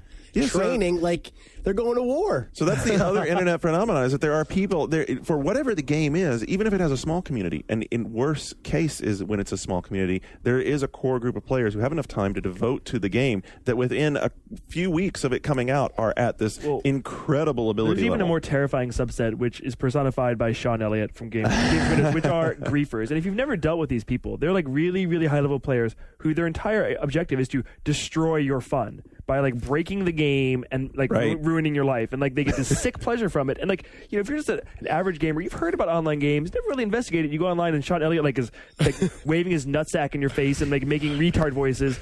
Are you going to want to play that game again? No. It just so happens he plays the Battlefield series, which really is like one of the more. To me, it's like one of the more grief-heavy. No offense to Sean. I think Sean's awesome. Sean's a blast. Funny thing about Sean Elliott, the minute we got the beta, Shu, Michael Donahoe of EGM, Greg Ford of EGM, and I went home and we were trying to train for this tournament that never happened. And within 5 minutes of being on there, we all get voice messages from Sean Elliott in his griefer voice, like taunting us for having the Halo 3 beta before him. It's just a funny story. I just had to, I know there's a lot of Sean Elliott fans out there, but like I think griefers are like the ultimate example of what's wrong with online games. Well, wrong or right? See, now that's emergent gameplay, right? Well, yeah. But the nice thing is, I think they're more and more conscious of those things. Like game makers are, like Halo. Even though in the Xbox Live menu, I believe you can mute players, they've made it really easy. Just like 2 button presses, and you can mute any player, and we use that actually a lot. So, well, but at the same time, like they ostensibly made it easy to ban people, and like if you have enough negative feedback. But other, you can look online at some stories of how hard it is to get banned from Xbox Live, to where it's ultimately almost impossible to be banned from Xbox. Now, Live. I was playing devil's advocate because I totally don't get the whole griefer scene. I never wrap my head completely around it, but there are a lot of people who do. Like, that is a big part of what makes Battlefield so popular. It's like you go look at all the videos, just the videos of crazy shit people do in Battlefield. It is amazing. I think it's a subset. But yet again, it's indicative of the fact that these things, when they get handed over to the people that are really playing them, is that they become very cliquey very quickly, and that a game, it has to be enormous for it to last as a multiplayer game without it being intimidating. What they really need to do with Halo 3 is the matchmaking needs to stay. There needs to be a way to get a game at any level. Mm-hmm. And the matchmaking system is probably the most thorough of anything. But still, if you don't buy Halo 3 day one, along with the millions of other people that have already pre-ordered it, if you get into it late, are you going to be able to join in? I don't know. Shu, this is a question I've asked a lot of people around the office, and no one really has given me a straight answer. The way the ranking system works in Halo, do you ultimately achieve? Do you like plateau? It has a numerical system, right? Yeah. Do you ultimately plateau? Like, I'm good enough to be a level 7, so I don't get above 7 ever? No, I think I don't know what the level limit is. In Halo 2, there was a limit, and I think they raised it after a while when a lot of people were hitting it, but it takes longer. It's like experience points. But the idea was that basically, what I'm saying is, if I'm good enough, like with the amount that I play, to ultimately get a skill level, it's like a 7. Do I stay a 7 so that I get the right matches? Well, isn't it basically number of games and your percentage you sort of kill? It's like a combination of stats that it uses to calculate your level. But early on, it just seems to be, okay, I played 5 games, I've gone up a level. Exactly. Well, there's 2 different kind of rankings too. There's those little. There's the military rank, the military badge, which is based on playtime, and then there's the numerical rank, which if I'm not mistaken, that's based on wins. Right. So you have to win to get those, right? Because that's similar to Halo 2's setup, but I'm not sure what goes on behind the scenes in those rankings. Well, let's talk about Splinter Cell again for a minute. Like, if you went on and tried to play multiplayer Splinter Cell now, is everyone that's still playing just like crazy hardcore? Yeah, they're pretty good now. It's like I wouldn't want to play Splinter Cell unless I was playing with friends who are on similar skill levels. So you don't stand a hope in hell of getting a ranked game? Because in Splinter Cell especially, knowing the levels, like a lot of this is how well you know the levels, right? First person shooters, it's not just the weapons, it's just how you control the level, how you know the levels. Splinter Cells have the most complicated levels of any game, way more complicated than your average first person shooter, like knowing where all the vents and ducts are, all the secret passages and your alternate paths. So all the players who just naturally, they might not even be that great at Splinter Cell gameplay wise, but if you know the level, you have a significant advantage. Like get everything else being equal, a guy who knows the Splinter Cell levels will have a big advantage over his opponents over your typical first-person shooter. Right. Yeah. So, yeah, that's wrong. But you know what? The one thing they should do, one thing that would help Halo out tremendously, is that they let you play with bots. Yeah, why don't they? I don't ever understand it, because if you play like the console Unreal games, I'm sure it's like this on a PC. You have bots, and you could say you want the easy bots, medium bots, whatever. But then you get the experience of the fast-paced multiplayer combat, right? Because playing Halo multiplayer is a very different pace than playing it single player, against AI. So if you have that kind of deathmatch programmed AI to play against, and then you don't have to worry about griefers, you don't have to worry about whether you're holding up or holding back your team or not, and you could adjust the difficulty. Dude, I can give you the Epic answer, and that's because Epic puts a mountain of effort into those bots. It's very difficult, like we've seen from the Quake and Unreal days. Didn't Perfect Dark Zero have bots? It did. Yeah, it did. So, and that's really awesome. You don't just say, I'd like to have balance in the game. Because then it's like, if I had only one friend to play with, right? But we want to play like an 8-player game of Halo, fill the rest in with bots, or I'll just go in by myself, practice, so I get the feel of the pacing of multiplayer. Learn the map. I could learn the map. Without doing it single player, I could do it in a gameplay environment. And then feel confident to go in into a bigger environment. Then you go in as a low-ranked multiplayer, and it's like, it's not completely foreign to you. Yeah. It's like, I would love that. And from reading the boards this past week as well, the people that have been on the beta, the thing that they're totally intimidated by is that you're immediately dropped into an environment where you feel like everybody knows more than you do. Yeah. Like, if you're like, I bought Crackdown because I wanted to try it, and I wasn't really a big Halo 2 player, but I appreciate the significance of Halo as a game when I wanted to get in on this, and they get immediately, it's like humiliation. I mean, a lot of people were expressing this sort of like, I wanted to like it, but it wouldn't let me. You know what? Another thing I was thinking about. What about a little more like feedback? Like, okay, like Shane gave the example of he's always in a shootout with Shu. Shu's going to win. What if all of a sudden he was in that shootout and he dies and said, you were aiming too low, or you kept missing to the right. Wow, that's a great idea. Like, what if there was some feedback on, show you why you died? In sports games, they do that. You led the guy too far. Shows you your too fast. Your weapon, your damage. His weapon, his damage. I don't know. I mean, maybe that would be really work well with Halo 3 because they have the movies that you can save. Exactly. I made a joke. I made a joke that I was going to send my replays to Luke and have him critique them and send me notes based on what I'm doing wrong. You'd be like, dude, you just totally suck. Yeah, exactly. which I think at the end of the day that would be the answer. But I can't help you. Could imagine if I could just send a replay or just look at it and go, okay, yep, I'm always shooting to the right. I'm always shooting to the left. The kickback is making me go too high. Something that was a little. It's like more a golf instructor. Yeah. Keep your elbows straight when you're shooting the dual-wielded submachine guns. It's a good idea. John, you brought up the whole idea of people being humiliated, so I'm really surprised to see the advertising campaign that goes going along with Command & Conquer 3 for the 360. Which is all about, now you can humiliate people with your vision camera as well. I mean, know, it just I'm fucking amazed. It's so odd that you have these marketing people that are creating games like Pain and wanting to go, and trying to tap into all the mainstream things, that then when they get into a totally different mindset when it comes to multiplayer, where it's, let's wall this garden off as high as we possibly can and scare everyone away. Yeah, let's just play to the very hardcore elite players. That's God weird. forbid we drive people to play online. Let's just keep them away. Yeah, I mean, Command & Conquer is a beautiful example because just like I was drawing the example back to, a decade ago, is if someone new comes into that game and now you're saying, come into the game and bring your vision camera so that when this guy tank rushes you and beats you to a pulp, he can laugh at you. Mm-hmm. I mean, fuck? I think in terms of bringing new gamers into online games, this isn't the way to do it. Maybe things like Home or what Nintendo eventually does with an Animal Crossing theoretically will be the things that it's cooperative. These aren't scary events. These are friendly. Well, why did we all? Things. I mean, a lot of the EGM guys were obsessed with Phantasy Star Online. Why? Because it was cooperative. We were all playing together. It was all about. And actually, Crackdown, that was the one where people were very positive. Exactly. You play co-op. You can join it. I can twink you. It was very positive. It wasn't scary. Phantasy Star is a good inroad to come back to what I cut you off on because I wanted to stick with the shooters for a minute. You wanted to talk about massively multiplayer games. Yeah, I mean, you start an MMO and you see all these super high level things, and there's all the language you have to learn to even understand. Right. When people are talking about WoW, it's a foreign language. I'm like, I can't understand any of this. The vernacular terrifies me, and like I'm afraid to even start some of these games. But I would argue that World of Warcraft actually has two parts to it, and that the first part and the part that most people are playing, which is not the end game content, but the actual leveling part, is really inclusive. It is. It's really easy to get into play.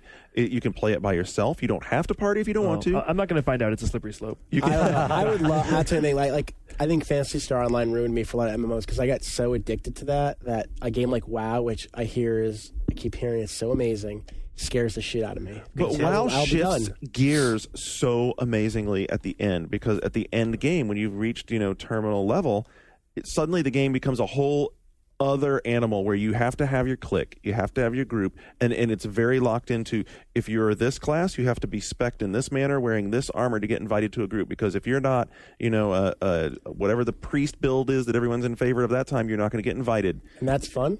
No, it's not. That's what I'm saying. It's really strange that WoW is a good example. But it has like a class system within the environment, and that if you don't want to be a part of that, well, presumably you can't actually play at that level if you don't want to be that involved. That's right. What happens is you get to the end game and you've leveled this character up, playing in this friendly environment where you can go out and sometimes you party, sometimes you don't party. It doesn't matter who you hang out with. Everything's cool. And then people are like, oh, you're playing a druid. You need to be this spec with these spells and this assets of skill set up. And if you're not that person, then you're probably not going to get invited anywhere. And if you're not a member of a guild that's a raiding guild, it probably doesn't matter anyway. We've been knocking Halo pretty hard, but she was actually saying that there is something in the works to help newbies out with Halo 3. Oh, yeah. One thing so I wish they would have bots. I think that's the best way to kind of ease somebody into multiplayer. But they have this mode. I think they called it the underdog mode. I don't know if it's going to stay that name. But basically, if you're playing a team game, the losing team always has an advantage, and the winning team is handicapped in some way. I'm not sure exactly how. It might be health or your shields or something like that, or your speed. And I think that's really awesome. Like, I'm excited to play that, even though I think amongst our group, maybe I'm in the upper half of the skill level. But I think that'd be awesome, because then it makes it fun for like you guys to be like, if I'm dominating your team for some reason, it gives you a chance to catch up. So what they want is that back and forth excitement, because where shooters are the most fun is like the last time when we played Bungie, which is really close games, and you're not sure until the last minute who's going to win. There's not one team dominating by double digits. So this mode is supposed to encourage that kind of gameplay, and I'm really excited. It's almost about like rubber band AI in a racing game. Yeah. I think that's brilliant, because it's like, okay, now you could come in first day, maybe if they could sort of stretch that how much it handicaps you based on the amount of lead. Like, how awesome would it be to, like, if you're playing this expert player and he's really slow, he's like he can't jump very high or something, and you're super speed and Brian, you can catch up. Yeah, but my question is, how many of those expert players at that point are going to want to play underdog mode? They're just going to want to play the best of the best. I don't know. Maybe it'll still help your ranking. Yeah. I don't. There's ways to. That's something. I mean, I don't want this to come across as like whining that multiplayer games are really hard. But I think one thing that does need to be encouraged, and particularly with the 360, they can do it with achievements and rankings. And they do. I mean, they do it on all platforms. But it's giving good players an incentive to help bad players. Oh, that's a great way to. So it's like, okay, you're as good as you can possibly get. Now, you don't get this achievement unless you go and actually contribute to the community. A Halo mentor program. Exactly. Where you take on a struggling player like me. Exactly. Then, what you were talking about, Shu and Brian could hook up, and what it would do is you would get some kind of special ranking thing out of teaming up with Brian and giving him some help, and by working as a pair, and the game actually sort of bonding your scores together in some way so that you get something positive out of it. I think I'm a lost cause, though, so I might not be. I don't do charity.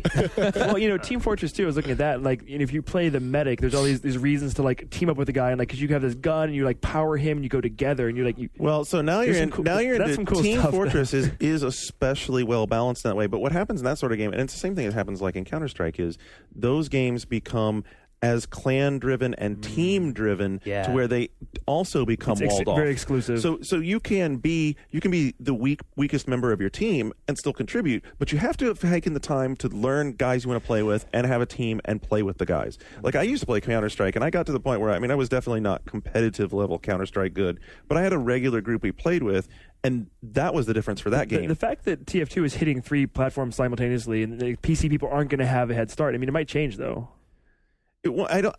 I don't think that those sorts of team-based games change because they're so heavily team influenced that you have to find a group that you play with on a regular basis and everybody knows their role. I mean, maybe you have and then you sort of play like a team. Like, you know who your superstars are. You know that like this guy is the rover and this guy is the base defense guy, and then everybody else has their role that they fill to support those guys. But it does still segment off because you have to have that. Yeah, that's more hardcore of a shooter. And it makes it more hardcore again, right? We need to end segregation in shooters. End segregation in shooters. That's a pretty good idea right there. How would you do it? Your guess is as good as mine. Yeah, you don't see. I think it's all about getting to a bigger community, and maybe Halo 3 will be the one that has that community. And that's why I was asking about the leveling system, is because if you can get that, I mean, I hate that word, but that critical mass or whatever, where there's enough people playing and there's enough casual people playing, then you can still go have fun with it, right? If it matches me with someone who's like on my skill base level. Right. What they should do in Halo 3 is that underdog mode should be a set matchmaking list thing option right from the start for any player. So like when you jump in, you have your choice of, you want to play Rumble Pit, you want to play team this, objective games, and blah, blah, blah. Like in Halo 2, there's a list of a dozen different kind of rooms you can go play in different style games. They should make that available for everybody to jump in. You have to find a way to incentivize it for the hardcore, because you don't want to take away from the hardcore their ability to go play those. But those hardcore games are a blast. I mean, if you've ever played a shooter on that next level with like a group of guys who know, or folks who know how to play at that level, it's intense. Right. It's really incredible. No, but I think like this kind of underdog mode could work well for the hardcore guys too, because there might be a point where if you're really awesome at the game, you're not having fun beating everybody by double digits, right? It's like there's no challenge, so you're just kind of picking on people. But you're not taking those matches, are you? Well, sometimes you can't help it. Like, it depends who you're matched up with, right? I'm not going to hold back, but if the game kind of forces me, it handicaps me, and it keeps every game close, it might be more exciting. Because the most thrilling matches for me are the ones that are close, where you win by 1 point or a couple of points. So it might actually be fun all around, no matter what skill. So what does Underdog do? Does it like it makes weapons more powerful and less powerful? No. I think I'm not sure exactly. They just mentioned the philosophy to us, which is to keep games close, and I think it's going to handicap the team in lead, who has the lead, to give an advantage. And in Halo's world, that could mean like maybe overshielding the underdogs, or speed, like, because you can adjust the speed and all that, or it's probably more that than the actual changing how much damage the guns do. Okay. So fundamentally, the problem that we really are coming down to is the fact that if you don't invest the time in playing a game, it's going to be hard to develop the skill set if it's a skill-driven game. Which is interesting, because that kind of jumps back to Little Big Planet, doesn't it? Because Little Big Planet, the whole idea is to be intuitive, be able to jump in and just play it. That's why I was agreeing with you earlier, is because if that part works, you can easily see a community springing up where people just jump into games, mess around with some levels, have some fun with it. It's a creative experience. I think that might be one of the games that opens it up to new players. So what would it have to do to open it up?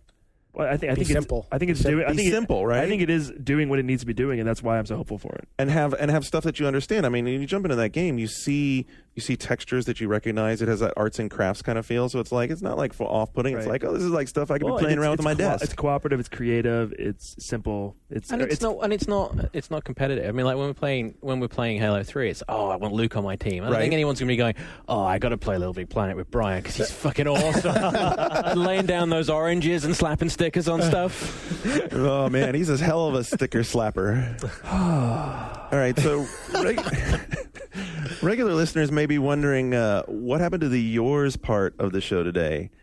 Well, we've woven some of it in. I mean, there was a lot of Halo 3 talk on the board. So, I mean, and actually what we were just talking about was a lot of it. Was a lot of it. There weren't many people on our board saying, I'm really awesome at Halo, and it's like fantastic being awesome at Halo because everybody else is. I'm so awesome. Let me tell you how awesome I am. Right. It was more of this sort of intimidation factor, and that was the bulk of what people were talking about. There was some other stuff as well. Let me see.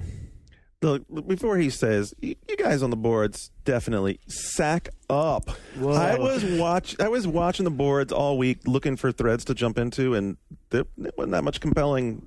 Wasn't that much like that. It's like, I'd like to say something about this thread. I was like, okay. What about the chicks? Chicks. Do they need to sack up? Well, can they? I don't. That's why I'm asking. I'm not. How does one sack That's up? a thread right there for next week. Boom. There you go. They can just impress me.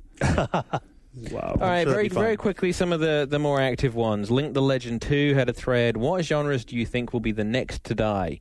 and saying that he thinks that the traditional Japanese RPG is on the way out. Blasphemy. He'll be banned. Which was so. The purpose of this thread seemed to there was a bit of pendulum swing on this. There was what genres that people thought should die and genres that people thought will die. There was a lot of rhythm game smack talk. There was some argument over real-time strategy games, but they're niche. They are niche, but StarCraft 2 says hello. Yeah. That'll change everything. And there was some argument, like Company of Heroes was, it was one of the best reviewed games of last year. It didn't sell very well though, so I think shame. It was a really good everybody game. I talked to. No, it did this like stupid 100 thing. and something thousand units. Wow. So It deserved to do 10 times that. It was a really good game. and then the whole thread did turn into first-person shooter discussion, and how there are so many of these things. A lot of people had seen the big Haze preview that PSM did. And, Haze... You mean the Bumblebee fighter? Yeah, well, Haze is being... it has... Well, it's a little bit of Halo, and it's a little bit of Half-Life, and it's a little bit of this. Is there any Prince of Persia in it? It's the probably. I heard there's a pretty surprising announcement about that game coming up pretty soon. Haze? it's the adult version of Halo 3. Halo 3 is for teenagers. Unexpected announcement about that game. Is it going exclusive? No. No? There's going to be a cell phone version. There's more to it than they've There's more to it than they've told us. Parasite Eve 3. One of those things. Azuri 15 picked up on the PS3 discussion that we had last week about nobody could think of a game other than Metal Gear that they wanted a PS3 for. Not So Final Fantasy 13? No, there was a thread, and it was like, what's the thing that's going to make you buy a PS3? I think one person said Final Fantasy 13, and one person said White Knights, and everybody else said Metal Gear Solid 3. Wow. Uncharted had that potential. This was sort of broadened in this thread as to what game has sold you on a platform in the past. So a lot of people said that Devil May Cry had pushed them on PS2. Metal Gear again came up a lot. Altered Beast. Sold me on a Genesis. Yeah? Did.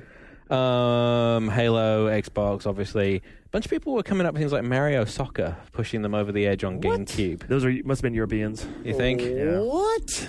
Those are your people, John. The problem with some of the games we talked about earlier, though, like Uncharted, I don't think that's a game that's going to make people want to buy PS3s. It's going to make people happy they have a PS3. Because that's the kind of game you're going to have to have a friend who's playing it, and then you go see it, and then you go home and say, Too now I'm hardcore? I mean, it's just kind of an unknown quantity, No, I don't know, dude. That game looks pretty amazing. No, but it's no one knows what it is. I mean, whereas That's what I mean. the It's people like, who are like, Yeah, you're right. The people who are doubting It's a Metal Gear or Final Fantasy. right? Wait, it's up to the marketing that comes behind it. But ultimately, the people who are doubting the appeal of FF13 are completely wrong. There are 2 to 3 million people in Japan who are waiting for that game to buy a PS3. Seriously, like, They're already and they were queuing up. and they were all waiting in line to get in the Square Enix party when I saw them. So how many people were there? Because it was a public event, I right? have no idea. However, it was a huge line always because they were only letting like several hundred people in at a time throughout the day. So at any time during the day, giant throngs of people waiting to get in. Was it tens of thousands? I mean, was it... It was very, very crowded. Like TGS size? Yeah, it was held in Makkari Meze where TGS is held. Oh my god! It is in the smaller building, but it's still colossal. I mean, it's as big as one of the E3 halls, just Square Enix. Wow. Yeah. Jesus. Yeah. There's a lot of Final Fantasy 13 variants coming, so Yes. they have a lot to talk about. Yeah. Red Swirl had a thread that's really picking up. Is Lumines better than Tetris? No. Tetris, the original Tetris? No. Yeah. No. Okay. Done. Holden Court, heard you guys on the Kojima podcast. You're on another one as well, right? Didn't you do two? The second one goes up next week, and I think it was actually way more fun. So Yeah, what did you talk about in the next one? Metal Gear Solid 2, which I love. And Shu and I aren't going to talk about that right here. You don't. No, we're not allowed. We can't talk about We it. can't talk about it. But Shane is wrong. No, I'm completely right. And you so just- Brian also right. Yeah, I mean, 2 is my least favorite, but If only this were a video, because the look on Shu's face is We have an priceless. agreement. We don't talk about disdain. Metal Gear. I never agreed to that. Yes, you, Brian. Yes, you did. we did. After that, No, you After had some this agreement distance. with yourself because you're tired of losing in these arguments. We're not going to talk about it. We can't. I think actually we should just hear the Are you a synopsis. Are you a Raiden fan? Yes. You are? Yes. oh, well, I mean, after seeing the 4 stuff, I mean, I'm definitely Yeah, excited. but he wasn't doing that Well, No. 5 years Well, ago. if you want to hear the full I thing, agree with Shu on the story of 2. I didn't know what the if fuck you want to was hear the going full on. thing, listen to the next week Kojima Productions. Shu podcast. wasn't there. Good. I don't think they would invite me on. No, with my you're views on not Metal Gear. welcome. Retro Vertigo confused people at first with the way that he phrased this. He asked, what are the best games to game drop? Which I guess is him, like, meaning name-dropping games. And he cited Eco, Knights, Psychonauts. Shadow of the Colossus. You think Shadow of the Colossus is one? I was thinking if one impressive girl, I'd be like, Hey, Adam Sandler thought it was cool enough to put it in his movie. Yeah. You know, I really want to see a sequel to that game. I really like that game. Shadow of the Colossus. Shadow of the Colossus. Well, I think about it once in a while. It's weird that it was brought up. Good news, Shu. I think they are. I think their secret game is an online multiplayer sequel to Shadow of the Colossus. I really like collaborative? Yes. That would be phenomenal. Look for it. So, Kuro... PS3? TGS. TGS. Wow.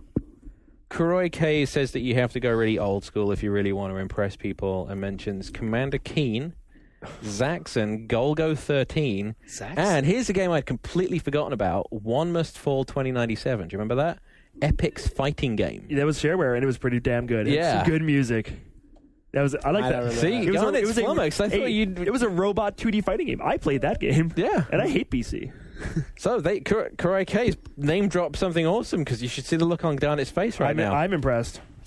Come on. This one got some snickers. Terran1138 noticed that when he was playing Pac-Man with his kids, he was just playing it one-handed, and asked, are there other games that you can play with one hand? Which obviously got misinterpreted. Dead or Alive Extreme Beach Volleyball one-handed for obvious reasons. Can you actually play it one-handed? Yes. You can? Yes, you Was can. it designed? Did Edegaki design it that way? Yes. Oh, God. And I also used to own, ASCII made a one-handed RPG controller for both Super Famicom and PlayStation 1. I actually had the PlayStation I version. had the PS1, and you could totally play like a boring RPG with one hand. Wow. That was so you could smoke. Yes. Really? Yep. I'm Because still a little disturbed that... I always wish you're they would so make taking those. your Extreme Beach Volleyball copy back. You're going to be like, I'm taking this shit back. I'm not owning this. This one's been used. Vermouth noticed the SOCOM dual release strategy. Did they talk about this? The fact that there's a digital version and a Blu-ray version coming out later? Is this... No, I think they're simultaneous. Oh, they're simultaneous? Yeah. What are the differences? Is there differences? The difference is, okay, if I get this correct, the SOCOM version or the Warhawk retail, it comes with a Bluetooth headset. That's the Warhawk plan. Okay. Yeah, the Warhawk plan I is think to the distribute SOCOM, with the headset. I imagine the SOCOM version, the way they were talking about, will come with like extra bonus stuff, like the developer interviews, behind the scenes bullshit. Or why not a headset? But the core game is Maybe still... it will. It's the same game, Same maps, exact game. The game maps, same thing. and the digital version's cheaper. Yes. Okay. They didn't say it was cheaper. They said there would be different price points, which obviously makes sense that the digital version would be cheaper. Because I mean, the overwhelming sentiment in this thread was that as long as the downloads are cheaper, people will probably go for the downloads. That's probably where they're headed. Yeah. Well, think about it. The people who are going to play Warhawk or SOCOM, which are multiplayer-only games, are online. Why rush to the store? Why go out and buy something? Why go spend more money? That was it on the boards. Everything else was there was a lot of Halo talk. So I think we're spent on Halo. We're completely spent on Halo, but we're not spent on news because I have like a long list of news here, and I have 23 minutes before the lights drop, and I want to make sure and get it all in. So don't go anywhere. We'll be right back with the news.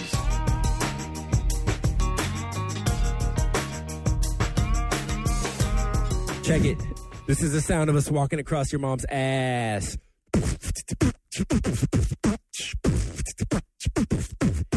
GFW Radio. Listen to our podcast. Yo, yo. GFWradio.oneup.com. Podcast.oneup.com. Get it at the iTunes Music Store every Tuesday.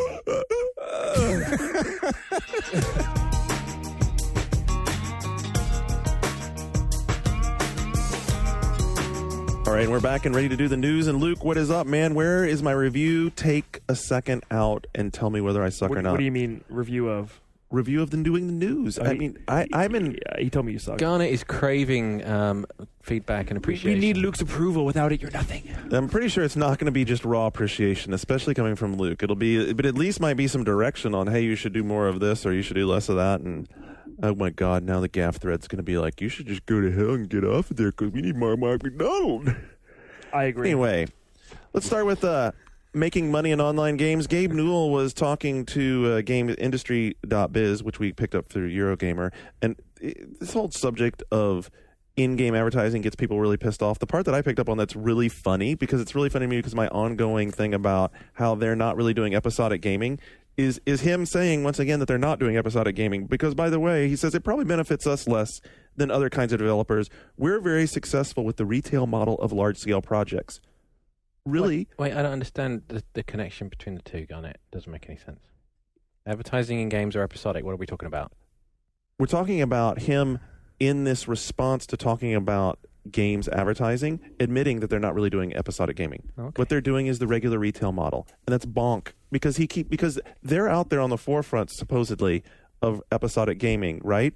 But they're not really doing episodic gaming. What they're doing is they're creating really good expansion packs with the same development cycle and the same amount of commitment of time and resources that they've always been doing. They're not getting any of that economic benefit of let's do a game every few weeks or few months and make it episodic. Well, it's basically an admission that serialized gaming isn't really serial if it's like once every year and a half. Right. Yeah. He's saying that we're not doing episodic gaming, even though they've been banging that drum about how we're doing episodic gaming. They talk about episode 1 and 2, but that's not what they're doing. Like he says, we're successful with the retail model of large-scale projects. That's not episodic. The other thing that's interesting is that server administrators are really apparently upset about the fact that Valve is going to benefit from in-game advertising that's in a game that they're buying the server time to run. You follow what I'm saying? Yeah. If you're administering a server and you're buying time on some server to host games of Counter-Strike, now you're going to be hosting games that have advertising that's benefiting someone else, and you're not getting a cut of it. Advertising in games is not a new thing, though. Like No, it's EA. not a new thing. No. I mean, it's weird that people are getting so upset about it now because, EA games have had ads in them for years and years and years. On their servers. Here's what the server administrator community said, is that to get straight to the point, how can Valve justify the use of our own hardware resources, bandwidth, and money to cash in on third-party advertisements? Well, you know what? If the ads weren't there, the game wouldn't be on the damn server to start with. Yep. Just saying. There wouldn't be a game to host on a server. No, that's not true. You could. I mean, this business was there before in-game advertising. Right, but the games are more expensive now, and the way that they're making up the difference in order to be profitable is they have to have the ads in them. Right, but they're not paying for the hosting or the bandwidth or any of that other stuff. So shut down your server if you have such a big problem with it. It's only going to get worse. The hard line there from John Davison. I tell you, one server that won't be shutting down, at least for not a couple of 3 weeks, and actually a little extra time, is the Halo 3 beta. And the download became an utter disaster when the clock struck for the time to start, right? I mean, Major Nelson's website yesterday was reduced to a simple text page that said, we're aware of having difficulties downloading the Halo 3 multiplayer beta via Crackdown. I'm headed back to Seattle in a few hours, so I'll be offline. Okay, so there were so many people upset that Major Nelson's website was literally brought to its knees. He was there the whole time. He was lying. He wasn't in town. It was like the digital equivalent of 700,000 people being lined up outside his door. You think? I got an email yesterday, actually, saying if I could, there was still time to get in on the beta, and if I would like to buy a copy of Crackdown, I could just click here. Oh, that's fantastic. Oh my It was God. the email blast from Microsoft yesterday. They're not shy about the tie between. It's shameless. It is fairly shameless, isn't it? So what happened? Do we really know what happened at They all? patched Crackdown somehow, and that fixed it. So the story that we got, and Patrick, our new news editor, did a really good job. He talked to the folks over at Real Time Worlds who said that they were puzzled. The Crackdown producer, Phil Wilson, told us that Microsoft dealt with this swiftly and without our involvement overnight, because keep in mind, in Europe, it was overnight. They're like, we woke up the next morning, we heard there'd been a little problem, and it was already fixed.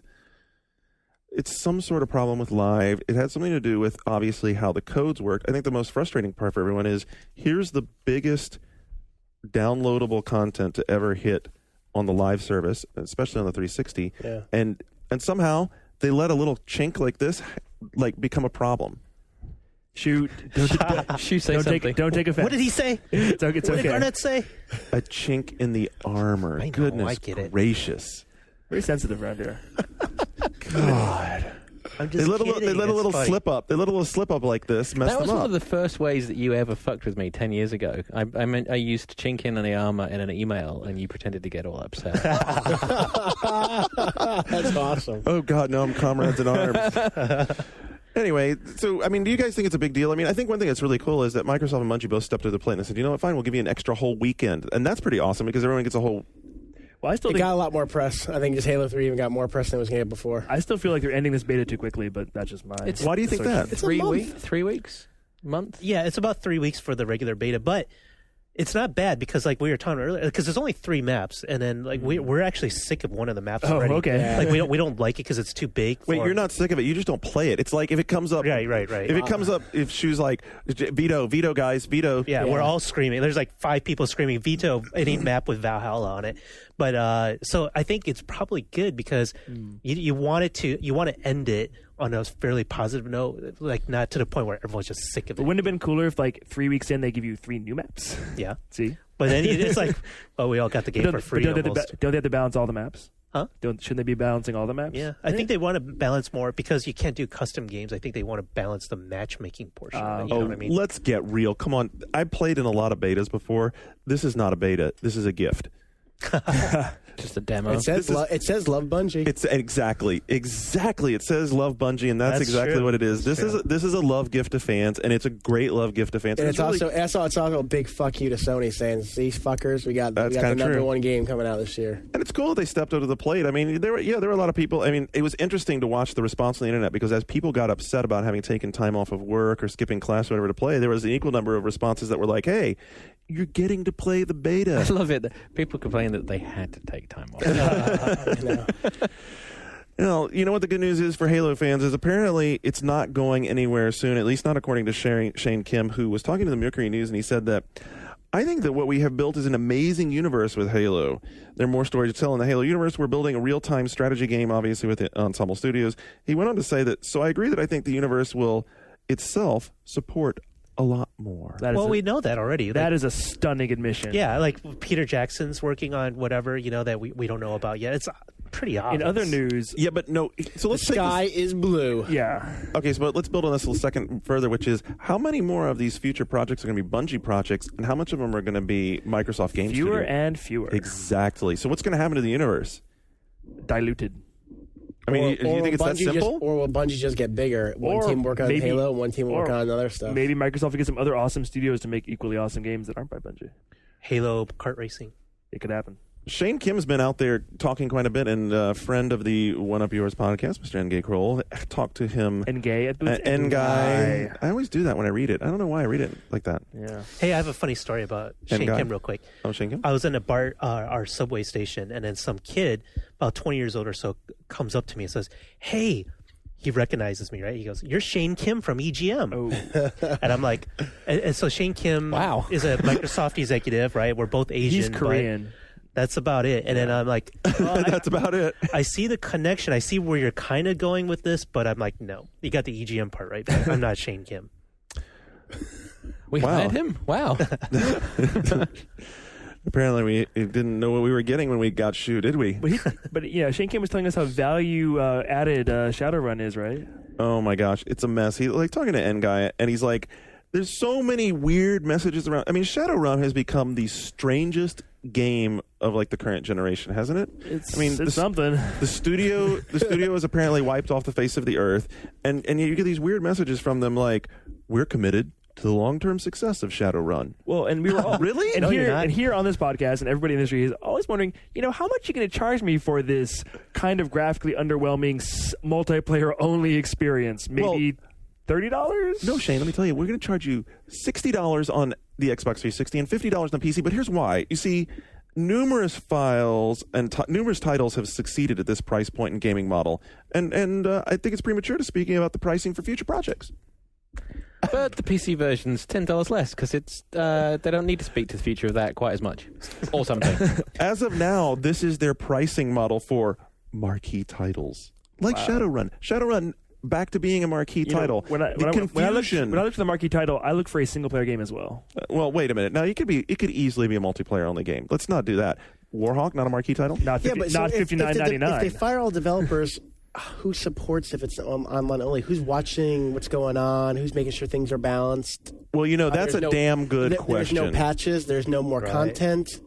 That's a good point. What if you find out later that such and such weapon is overpowered? Right.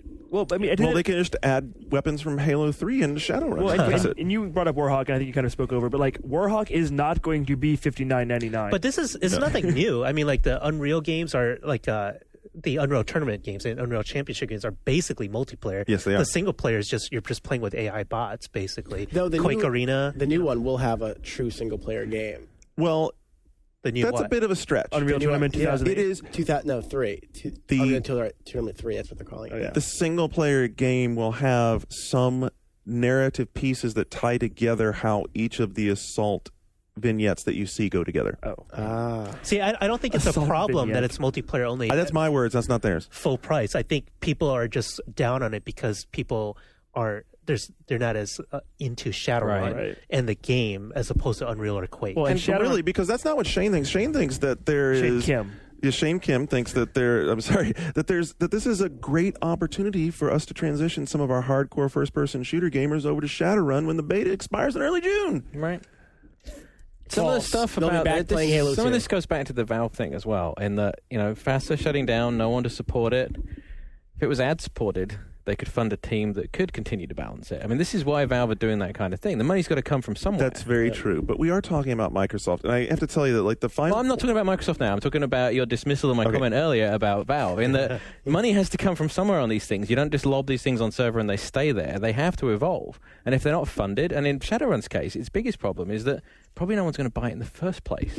So just paying for the development of the game itself is probably never going to happen, let alone supporting anything else that's going to happen. That's why they should have released a Halo 3 beta on Shadowrun and not crack that. A little bit better could time. you imagine how different everything would have been? Yeah.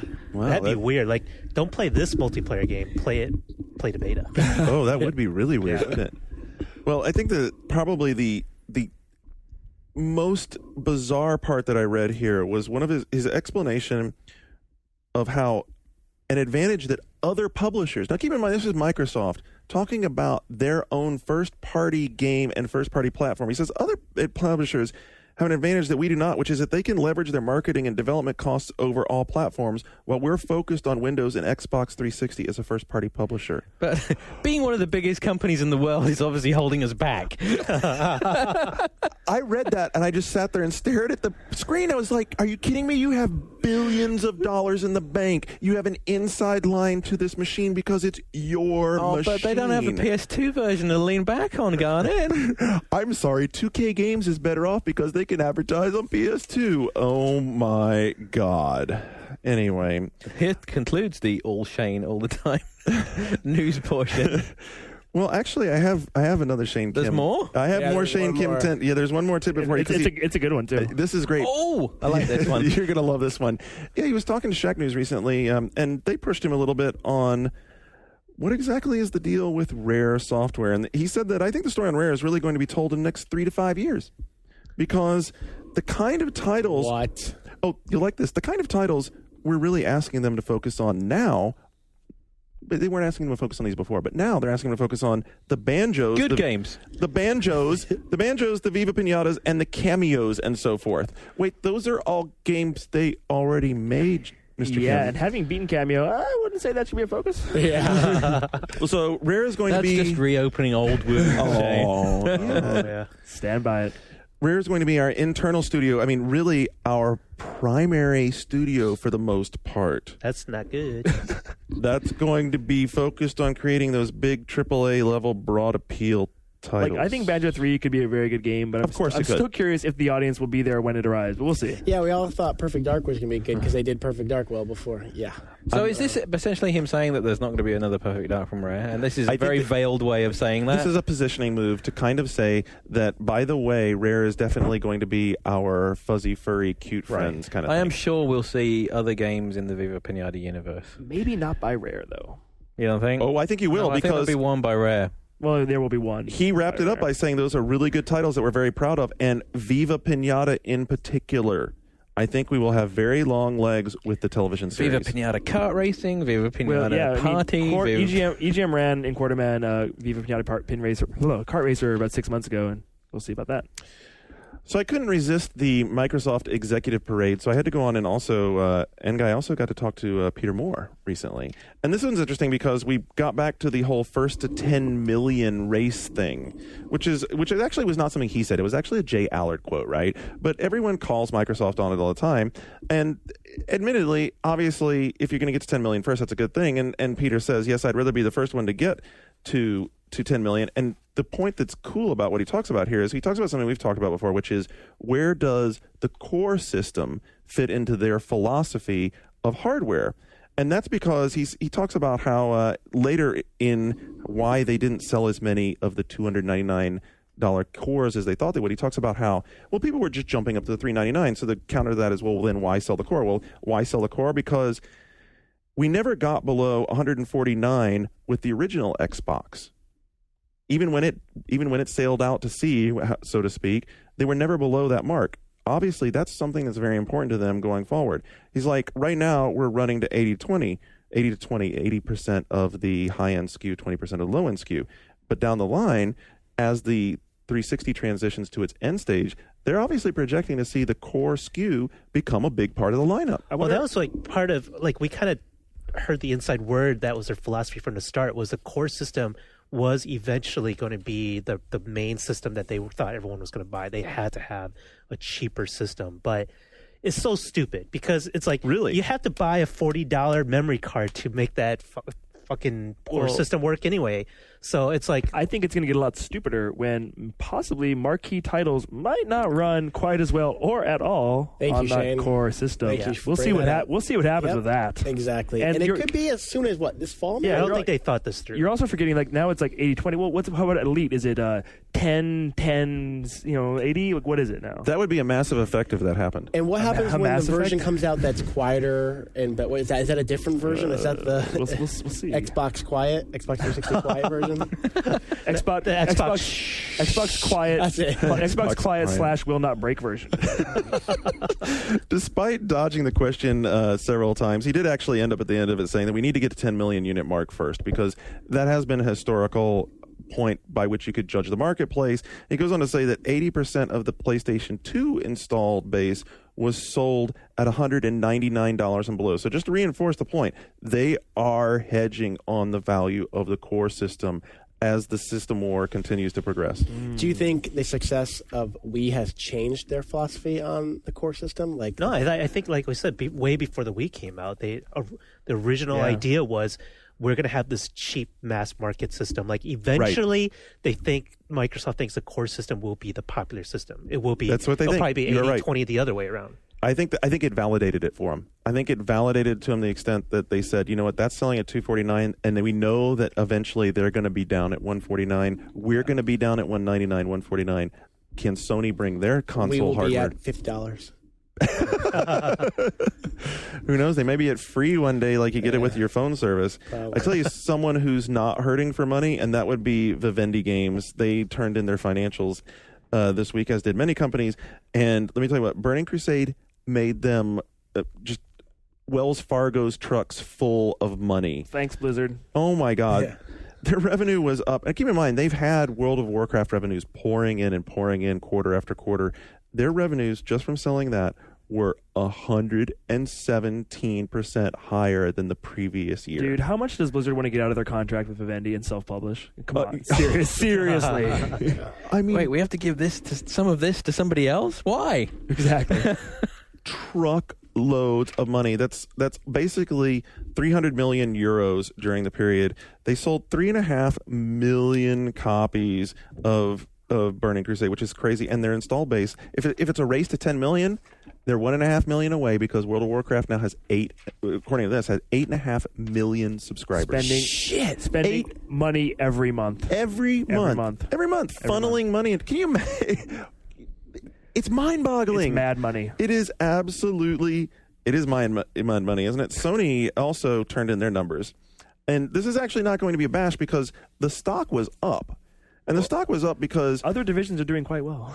Other divisions are doing excellent. And that's kind of the interesting point of this, is that the spotlight is clearly going to be on the gaming division over the coming months, because the Bravia line has definitely turned around their fortunes. They're right up there with Matsushita again. Sony Pictures had a record year with like 14 number one movies. Right, and Spider-Man 3 is obviously going to do them great stuff. So they're in a little bit of a tough spot. There's going to be a lot of pressure. I think this is going to make things uncomfortable around Sony.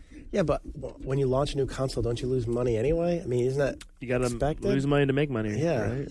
Well, so we actually have a question into Sony. We have not received clarification on this, but the original numbers they have out here is that they did not make their target of 6 million shipped, which was their original target. They say that they had 5.5 million PlayStation 3 shipped by March 31st, and 3.6 million have actually sold. We're trying to find out whether that sold number is sell in to retailers or actually sell through to consumers. They generally don't give out sold. Yeah, I was going to say, I'm sure. I don't think they're going to answer that question. Yeah. I'm giving them the benefit of the doubt. I'm trying to be a nice guy here. If not, I mean, there's a big question there of what the hell's, where are the other 1.9 million units? Sitting in trucks? Potentially. I mean, the bottom line is that when you couple they're all that, waiting for those other games to come out. That is what they're waiting for. So when you couple that with the NPD numbers, you see a picture where PlayStation 3 is in stock. It's out there in stores. It needs to start moving. They need to really get some software muscle behind it to get it out the door, right? It has compelling reasons to buy it, yeah. And we already covered all the big compelling reasons, which was the next thing I had in news, which was all the Gamer Day stuff. So we can skip right past that stuff, and maybe that'll help. Yes. I have to skip past these real quickly. I have to go on next to Home, which was, you brought up Home while you were there, right? Yes. I mean, it was my only, just wasn't a very thorough demo. I mean, it wasn't really there. But so there's news all over the internet that another wave of Home demos, Home beta invites has come out. Apparently, all you do is you turn on your PlayStation 3, you go to your internet, you log in, and it's like, oh, you have a Home beta. Would you like to download it? Shit, I got to turn on my PS3. Yeah, no, you don't, because you're press, and they're not letting press How in. do you know? They might not know I'm registered. I've heard they don't want the press playing it right now. Of course they don't, because we're going to rip it if it's, anything wrong with as it. I said, I've talked to people on the beta, and they shouldn't even talk about it. But it isn't feature complete yet, and because they showed us all these features, if they're not there, we'll think, oh, these are never going to be there. But we're seeing bloggers talk about it. We're seeing lots of. They're not supposed to. No, but it's or hard to. Who knows? It's Maybe NDA'd. Sony is wanting them. It's like, But there's definitely information. It is NDA, but there's definitely rumors and people breaking. Maybe talk about it a little bit here and the there. PlayStation, what they call the gaming advisory panel, the guys that the sort of elite underground members, they have posted that they're using it, but they very often will go into other communities and say, yeah, we are playing it, but we're just not allowed to tell you anything. Yeah. Okay, so John, you've been around all of this kind of community and sensitive subjects like this before. How long before we start to actually get to play with it? How long before we get to play with it? When's it coming out? November, October, November. Late fall. October, November then. Really? Yeah. They'll keep it completely under wraps, and why is that? Well, if there's anything wrong with it, we'll say, and they don't want that right now. Well, So- doesn't that apply to any game? No, I think for this, because it's more a UI. Yeah, it's not a game. Remember, It's, no more previews. it's a UI, not a game. So what benefit is there of having negative stuff on something that's not finished with something like this when it's essentially just an interface? So they're going down the Dennis Dyack route. But that's I don't know. I don't agree, because you get people excited for your platform, because this is a platform defining piece of software for me. Like who cares? Rainbow Six on PS3, Splinter Cell on PS3. Who cares? That game is available elsewhere. But this is something unique that defines the. We'll get a PS3. preview of it, but I don't think we're going to get active accounts until really late. Oh, right. I think I think it'd be in Sony's best interest to get the word out and get people. There'll be a excited steady about drip this. of, hey, here's a new feature set, here's a new feature set, here's a screenshot, here's a video. But I think of actually being able to use it on a console, they're going to play it really tight right till the end. If it gets feature complete and stable at an earlier time, I can see them letting us in. But we'll see. But until then, until it's finished, essentially, Yeah. they're not going to want anyone looking at it. All right. Well, Square didn't have that problem. They showed plenty, and this is where I'm turning it over to you, my man. Let me go through this like a laser beam. There's a lot of stuff to cover. So first I'll talk about things I played. I talked about Crisis Core earlier. It's very fun. It's beautiful. It's the best looking PSP game I've seen. In addition to that, Subarashiki, which is, I know it as It's a Wonderful World. It's Tetsuya Nomura's original DS property. I really like it. I got to play it before, and this was a new demo, 2 areas. If you haven't seen this game, it's pretty crazy. It's an action RPG where you control 2 characters. One is on the bottom of the screen, one's on the top screen, and you're fighting enemies on both screens at the same time. And it's kind of crazy because you're using the stylus to like slash enemies and fight them on the bottom, and the top you're using the buttons or the D-pad to put in these series of commands that kind of like a branching path. And at first it's overwhelming, but then you kind of realize that it does work in a way. And once you wrap your head around it, it's super fun. And it's cool because it's set in like modern day Tokyo. It kind of has this horror element, and the graphics are this weird, funky graffiti, and like it mixes polygons. It's very trippy looking. The music's this crazy hip hop. It just all kind of comes together. And because it doesn't rely on like Final Fantasy or Kingdom Hearts, it's very weird and free and open, and just feels different. And it doesn't feel like what you expect from Nomura. So I'm very much looking forward to that game. Also, Final Fantasy Tactics Advance 2 for DS, a little disappointing. The graphics are almost identical to the GBA Final Fantasy Tactics, except for during the spell. Spell effects look really good, but otherwise it looks like a GBA game. It also doesn't use the DS touch panel at all, which seems like a kind of a misstep for a Why? tactical hex-based game. Yeah, good question. Wait, hex-based? Well, square-based, not hex. Yeah. Yes, you have to determine the rectangle-based. facing of your black mage. But one cool thing is they did get rid of the stupid judge crap. Remember in that game where it's Right. like, you can't use weapons in this battle? Like they got rid of that. Yeah, So that's good. So I'm still looking forward to it, despite the fact that it looks old. What else?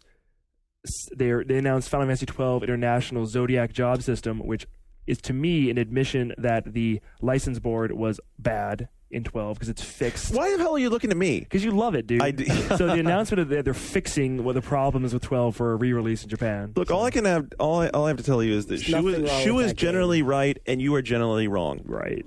Okay. That Whoa. is It's just because Shane doesn't like it, it's broken. I agree Right. with what Garnett just said. That you're generally right. That I'm generally right And I'm- and Shane's generally wrong. They It's also- not much of a leap.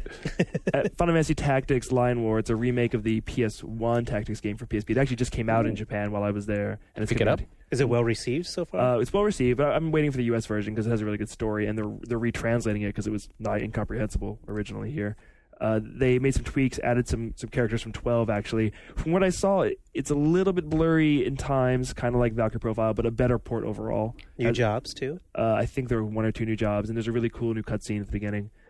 What else do we have here? Ring of Fates. Final Fantasy Crystal Chronicles Ring of Fates. It's the DS Crystal Chronicles. It was fully playable in single player and multiplayer, and it's really fun. It's more action oriented than the GameCube game. It also got rid of the stupid little chalice you carried around. Is it the same game? No, it's an entirely new game, Okay. and it's much more action. Like you're jumping and attacking, and 4-player, only local wireless. They said they couldn't get it to work over Wi-Fi. It would just be. I mean, it actually slows down a little bit now when you're playing locally during 4-player. Did they talk about the Wii version, the Wii game at all? Well, I'll get to that. Okay. So this seems pretty good. It comes out in August in Japan, and apparently they're actually publishing it themselves here, not Nintendo of America this time. Oh, wow. What else do I have here? DQ Swords for Wii, Dragon Quest Swords, which I was pretty excited to try. A lot of people said, "Oh, this is going to be like the Wii game. It's Square's first Wii game, Dragon Quest." Totally for babies. And anyone who tells you, anybody who tells you otherwise is totally out of their mind because it is so simplistic. It's on rails. You move forward. It reminds me of an amusement park ride. You move forward, and then occasionally a slime jumps out. He dances around a while, and he jumps forward. And when he jumps forward, you either slash vertically, slash horizontally, or slash diagonally. And there are times when you get to defend. There's a defend button, and it'll show you where the fireball is going to come. You defend. It's only you Use the controller, of course, to do that. just the Wiimote. Everything's with the Wiimote. This sounds horrible. And you have a support character who you pick who comes out and heals you, and occasionally you get to choose between go left or go right. Ooh. But if you choose the wrong way, it comes to a dead end, and then it just puts you back to the decision. Oh, God. All right. And so at the end you fight the boss. It was a golem, and the boss fight was kind of fun because you're blocking more, but ultimately it's completely for babies. And there's a little kid who was 4 years old who was playing it next to me, and he was having the time of his life, jumping up and down, going nuts. Yeah, it's for him. It's not for me. And any adult who tells you they seriously like this game, they're out of their mind. It's Shit's for babies. and I can't imagine having any replay whatsoever because it's the for same. babies. It's the same every time too. All right. Oh, wow. It's not even it's scripted. Yeah. Wow. Oh my god. So yeah, that's one to look out for. What else did I play? Yeah, look out. There DS, a bunch of non-games. Square has they're getting in the non-game craze for DS. They have one where it's a gardening simulator, one where it's a walking tour of Rome, Italy, and Thailand. Those are kind of neat. And my favorite was watch a dog listen to classical music. What? Watch a dog? What? That's a good Wait, one. Why? I don't think those are coming out. I imagine that will not be But coming out. what is watch a dog listen Well, to you classic? play different, Bach and Brahms, Chopin, and then the dog, he's laying on a couch, and if he likes it, he dances. Humps your leg. I don't really know. So they also had a lot of things on video. Most importantly, Final Fantasy 13, a new trailer that showed some new environments that look really amazing. They're from there's 2 worlds in this game. They're out of the other world, Pulse, which we hadn't really seen before. Cool. And of course, it looks insanely amazing. A dog listening to classical music? It's a non-game, all right. Well, It goes with the garden simulator. So they also finally a new Versus 13 trailer. We'd all seen the Jump Festa version, which is pretty amazing. You see the main character fighting all these guys, and now at the end there was 5 new seconds where in that same area his like adversary shows up, and they have like a standoff where the adversary using magic and him using those swords, and it was pretty fucking awesome. It's all CG though, right? All CG. And they showed Final Fantasy Agito 13, which we didn't care about because it's a cell phone game. But then they finally showed what the gameplay looks like, and it's fully 3D. Like it looks like traditional Final Fantasy. Stop.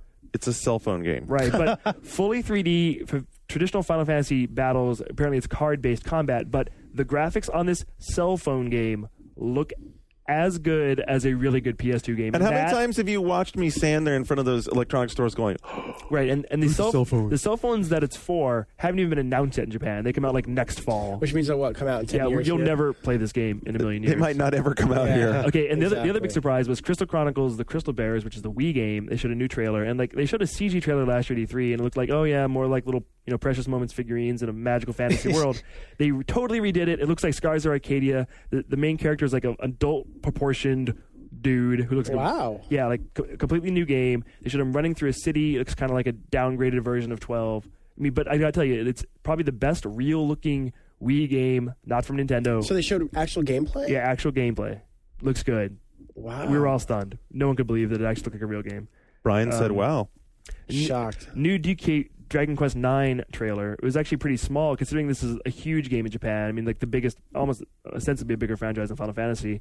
A very brief trailer showcasing the 4-player online cooperative combat, but it's no longer real time. It's now back to being a turn-based traditional Dragon Quest system. Because they'd initially announced it as being real time, Right. where you're hacking. So now it's back to being Record Rockway, which good. fans are happy about. Final Fantasy IV DS got announced. It's using the same engine as Final Fantasy III. But this is so confusing to me. I'm like, we need to do a big feature just explaining where all the Final Fantasies are on what systems. It's like every day. It's like, oh, now there's a Final Fantasy blank coming on blank portable It is the system. 20th anniversary of Final Fantasy. Still, it's like what they need to do is fucking stop and release one compilation for one system. Here, Final Fantasy 1 through 12, all on one Blu-ray disc for PS3. Done. That's not announced. It's crazy. It's all over the place. All right, back to FF4. They showed a bunch of CG cutscenes that look really cool. A lot of people 4 is like one of their favorites. So I'm looking forward to this one. Comes out this year in Japan. Okay, so here's some non-Final Fantasy stuff. Parasite Eve, the third birthday. We talked about just a cell phone game for now. Maybe something later. Wait a minute. Who said maybe something later? We'll talk about it off the record later. And Okay. Last Remnant, which is the new IP. It's coming to PS3 and 360. Strangely absent from the actual Square Enix party. Not even on the screen there. No mention of it. But they showed it to us at a pre-event before the party. It's using the Unreal Engine. It's very ambitious. It's kind of a mix of like a Final Fantasy style game, but the combat are these huge battles with hundreds of people mixing like real-time, tactical, and turn-based stuff. We still couldn't really wrap our head around it. In its current state, the graphics not quite where they need to be. Major frame rate problems. It kind of ends up looking like FF12 ported to Xbox 360, but it doesn't come out until like mid to late next year. The teams, they're 100% behind it. I think it might try to be a really good game. Would you say it's kind of Dragon Force? That's not a touchstone most people can remember, but a little Dragon Force, it's a little everything. It's Little Prince of Persia? no, there's not much Prince of Persia in it, but I'm encouraged. There's another announcement you forgot. What? The little tease that I'm excited about. So yeah, we talked about the rumored Kingdom Hearts PSP game, and there was a teaser for the trailer that at TGS they will announce the next Kingdom Hearts project. So. Yeah. Brian, get your Mickey Mouse ears out. Sucks though. I won't be at TGS well, this year. You won't? Yeah, probably. I'll get Mickey and Goofy to sign something for you. Okay. Thank you. Yeah. I'll That's it. I'll I'm take care out of of you, breath and I'm jet I'm lagged. very excited. That was the best news I heard. Oh wait, and this isn't related, but I also got to play Ninja Gaiden Dragon Sword for DS, and I can't really tell any details, but it's pretty awesome. So, like, John told me I should watch the videos for this, but yeah, you should. The other part of this was that we kind of thought, or he thought, that this isn't the kind of game you really want to play on a portable. Right. It doesn't look like. Well, no, before we got to play it, Ryan, Milky, and I, we were like, you don't have direct control over your character. This thing is going to suck. And I'll tell you, it doesn't suck. Really? I can't really go into details. You read about it in New EGM. Ah. All right. The video blew up. We put it up. It's got like 700,000 views or something. I'd say it was huge. I'd say the gameplay is shockingly, effective. Well, and the visuals are pretty damn effective too, apparently, especially for DS, right? Right. But when Milky said it looks better than PSP games, I believe it might have been a flight of fancy, slightly. Well, Yeah. All right, so we have lots of other game announcements, starting off with a oldie but goodie favorite. That would be Bomberman, finally confirmed. And a cool new version of it. I wasn't actually here to see it. I just heard it was going to be a cool new version. Is it an update of a particular Bomberman?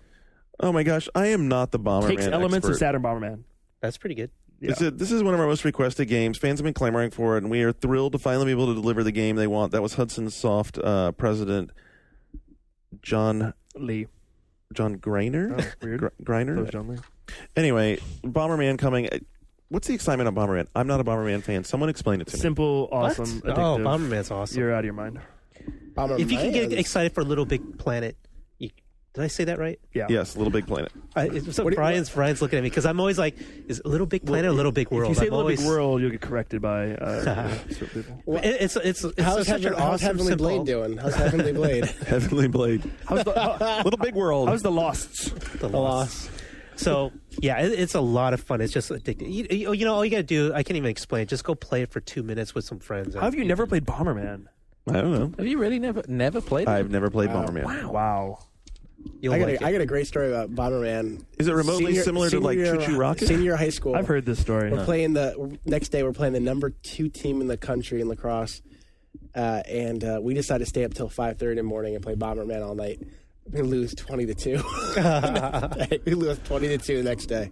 Oops. It was a thrashing. Speaking of losing, I actually lost a bet to Andrew, although he doesn't remember what we bet, and I'm not going to remind him because I don't remember either.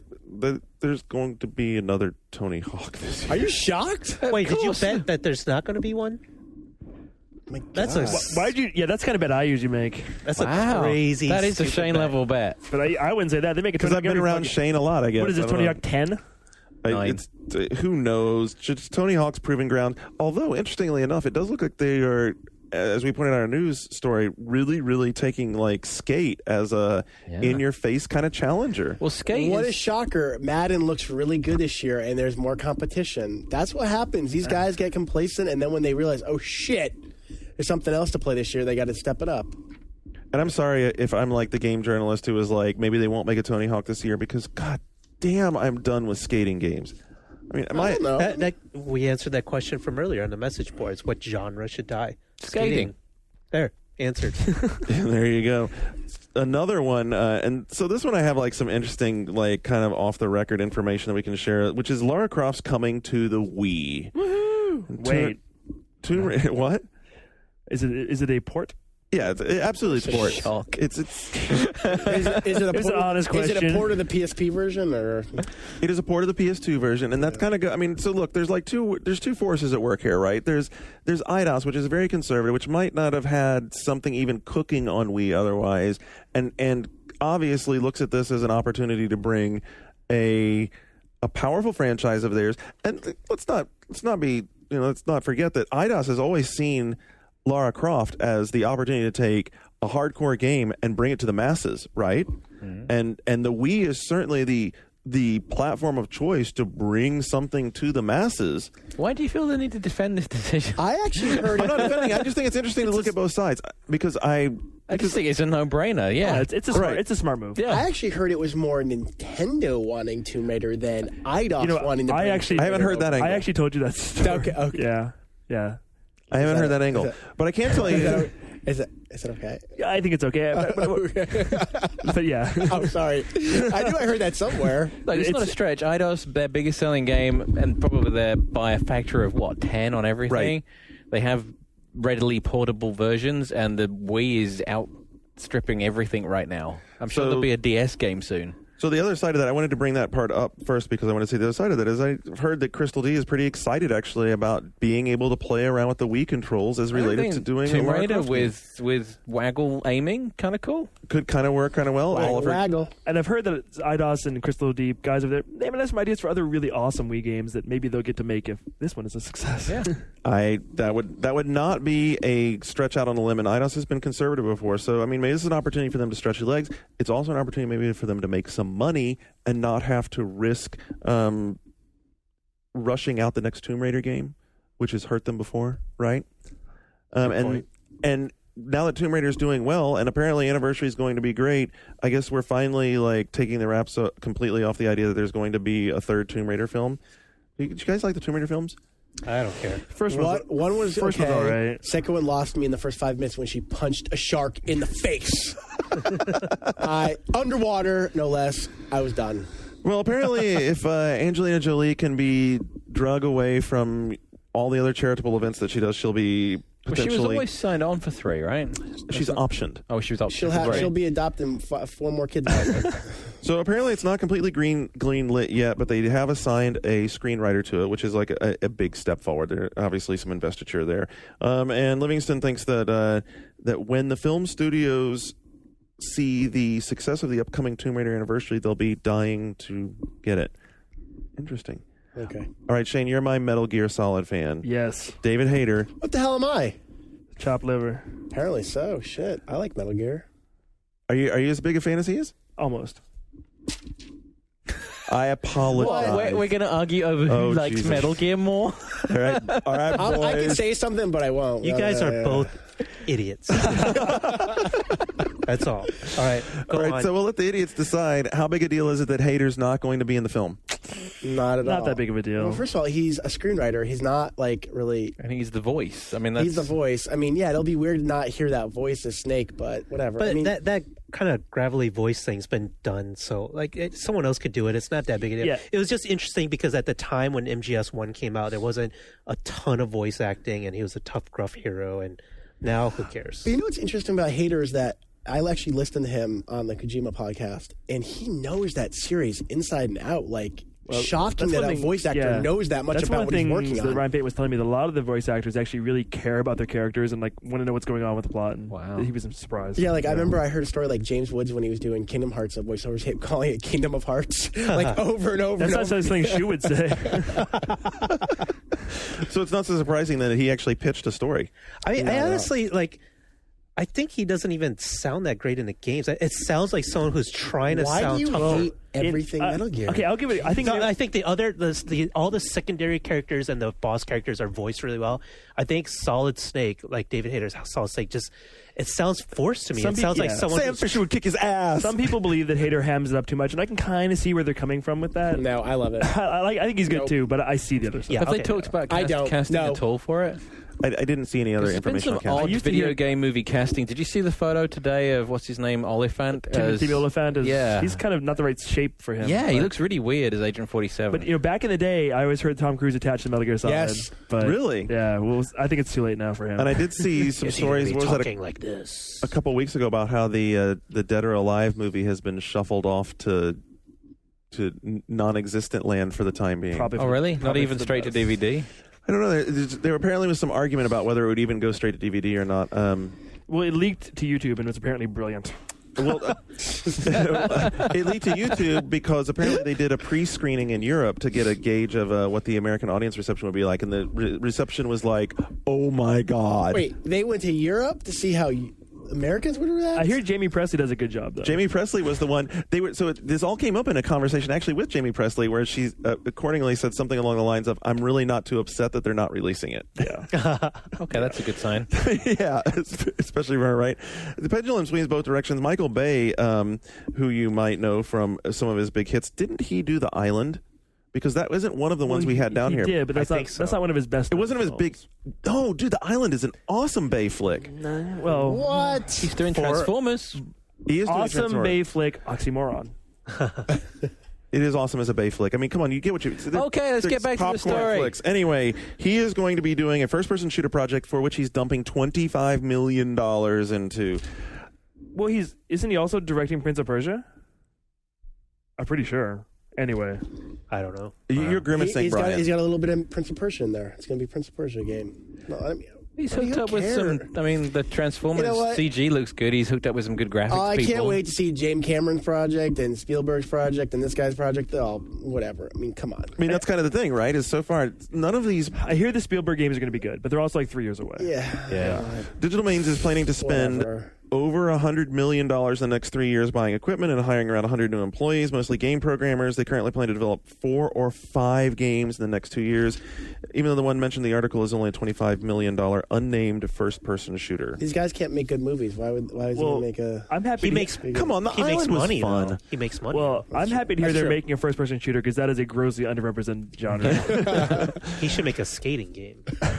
First-person skating. with a little Prince of Persia skating in there. shooter. Oh. Don't give me any ideas. Whatever he does, he should look around because obviously the game development business is not always easy, as the unfortunate employees of Sigil found out. Sigil, I believe? Sigil? Yeah. Sigil. Anyway, the guys who made us Vanguard found out this week because apparently Darren... What's a Vanguard? Vanguard is an MMO that was made by Jeff Butler and Brad McQuaid. They were supposed to be the spiritual successor of EverQuest. They were going to make it a very hardcore MMO that was going to be fan-driven, all that kind of stuff. Microsoft had it originally, and then Microsoft got rid of it, and SOE picked it up, and now SOE bought Sigil. But when they bought Sigil, what really happened was apparently a very unfortunate and ugly firing where the folks were summarily dismissed in the parking lot and told they might be able to come back tomorrow and have a job, and then they might not be able to come back. Wow. Yeah, it's kind of a bummer. And this is a game that won't run on any PC that you can buy. Oh, it'll run, sorta. It just has high system requirements. It has some hard, yeah. You know, they're a little up there. The Games for Windows guys are digging into the story more, but I mean, it really was. I was reading the story and I was thinking to myself, how much of a bummer would it be to have been brought to come work on this project and wind up getting terminated in the parking lot? It was all handled very badly. Yeah, it became a mess. And there's all kinds of dirt coming out now in various interviews. There's a lot of people just spilling their guts on blogs and Messy. Yeah, there's some very ugly rumors that are starting to go around, and we're definitely working. There's religion and drugs and affairs and all kinds of things coming out that are being aired in very much in public. Dirty laundry. Yeah. Shit, I want to work there. Sex and drugs, fun. Are they hiring? No, apparently not. No, yeah, apparently not. Although one that is hiring is Slipgate, and that's John Romero's MMO. It's right here in town. You could go work on John Romero's team. Only if they have sex and adultery and he whatever might else make is going you on. his judge. You never know. He might make you right. Exactly. To get close to the end of here, the ESA has a new incoming president, and Patrick Klepek did a little looking around to get into who exactly Michael Gallagher when I is. read Gallagher to be ESA president, I was hoping it was the watermelon smashing Gallagher. Oh, that'd be so awesome. No, he'd be a great face for the ESA. But it's kind of interesting. I mean, the ESA is obviously getting much more savvy. This guy has a lot of inside the Beltway experience, as the folks up in DC talk about it. He's been inside the lobby community. He's worked for the administration of President Bush, where he worked with the administration towards cheap broadband technology. He was their deputy chief of staff for policy and counselor at the Department of Commerce. Well, we always need a guy on Capitol Hill fighting for gaming. So Yep. that's We good. actually do. Yeah, we do. So what do you guys think? Is this a good move for the ESA to go in this direction with? Who knows? We need to know more about what he's done in the past. right. We're going I to follow up on this. I think it's good. I was excited to have someone who's so in touch with Washington, but Yeah. it depends. A lot of people are. Patrick's looking into what he did in his capacity as the advisor to the Bush administration and what he'd actually done in his media advising and what he tends to trend towards, because that's going to give us an idea of how he's going to be steering the industry and the ESA, and to whether they're going to be beefing up the SRB or looking to a broader entertainment standard, or hooking up with the MPAA. I mean, there's a lot of things that a lot of options he needs to consider, and I think we could look at his past and see where he tends to trend. They certainly face some challenges, because the last piece I have here is an interesting decision by Best Buy to add to their retail website ratings right next to the ESRB ratings from a website that's commonsensemedia.org. They're actually not. It's not next to the ESRB rating. The link to Common Sense Media is next to the ESRB. The actual Common Sense rating doesn't appear on Best Buy. Okay, because the press release made it sound like the rating was going to be This is actually an initiative that was kicked off as part of the thing that Robbie Buck was touring with last October. This parents get to know games thing, and it's initially a partnership between Microsoft, Common Sense Media, Best Buy, and the Boys and Girls Clubs of America. And they actually rolled it out. Microsoft rolled out a bunch of the PR for it with Viva Pinata, and everyone ignored it. Much like the game. Much like the game, but it's an initiative. It's just to try and arm people. And the Common Sense Media, I mean, it's not that comprehensive. They don't have many games in their database, so it's not like every game on Best Buy is going to have this button on it. But there's this Common Sense button that appears next to the ESAB logo in their games channel, and you click on it, and it pops a window, and it's supposed to tell you if the game is, it gets a red light or a green light on whether it's appropriate. Right. But I went and looked at that part, and that part kind of actually bugs me. So they have 3 parts to their rating system, and that part about red light and green light bugs me because they're arbitrarily deciding whether or not the game is right, in quotes, for whomever it's supposed to be targeted to.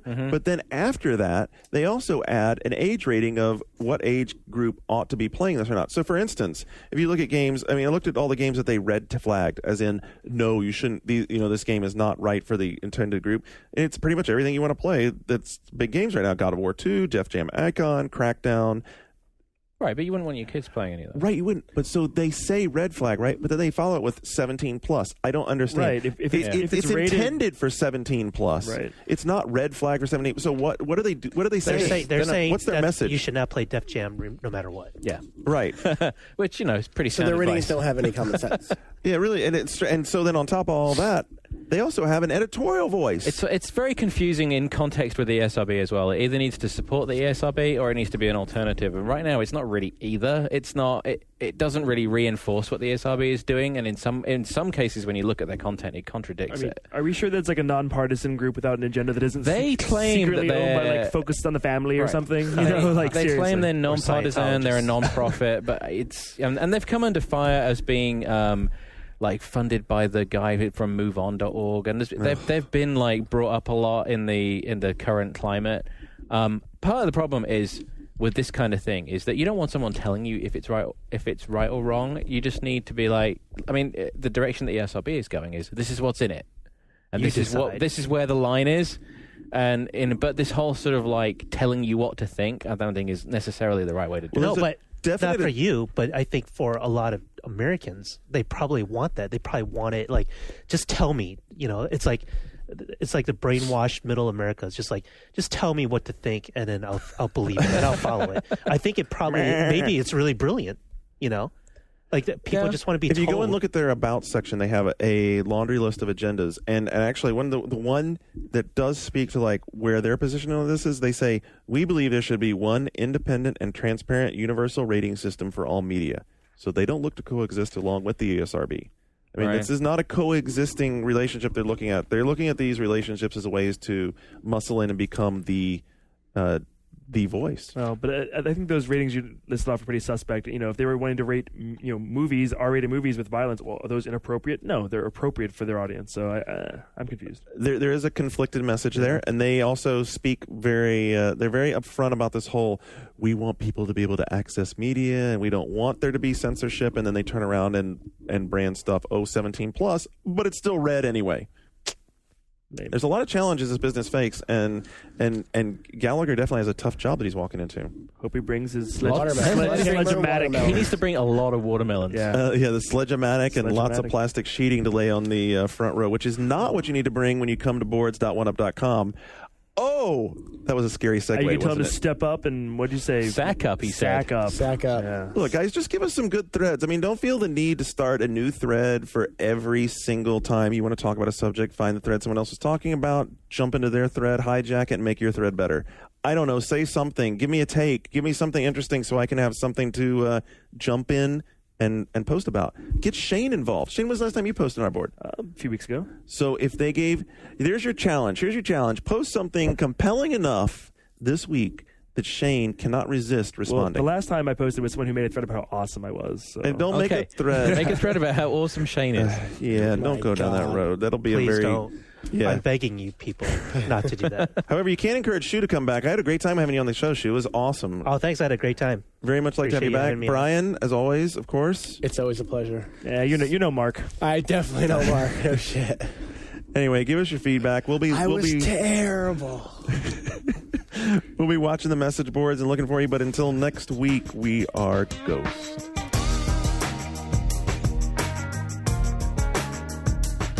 Phew. I need a cigarette after that one up yours show.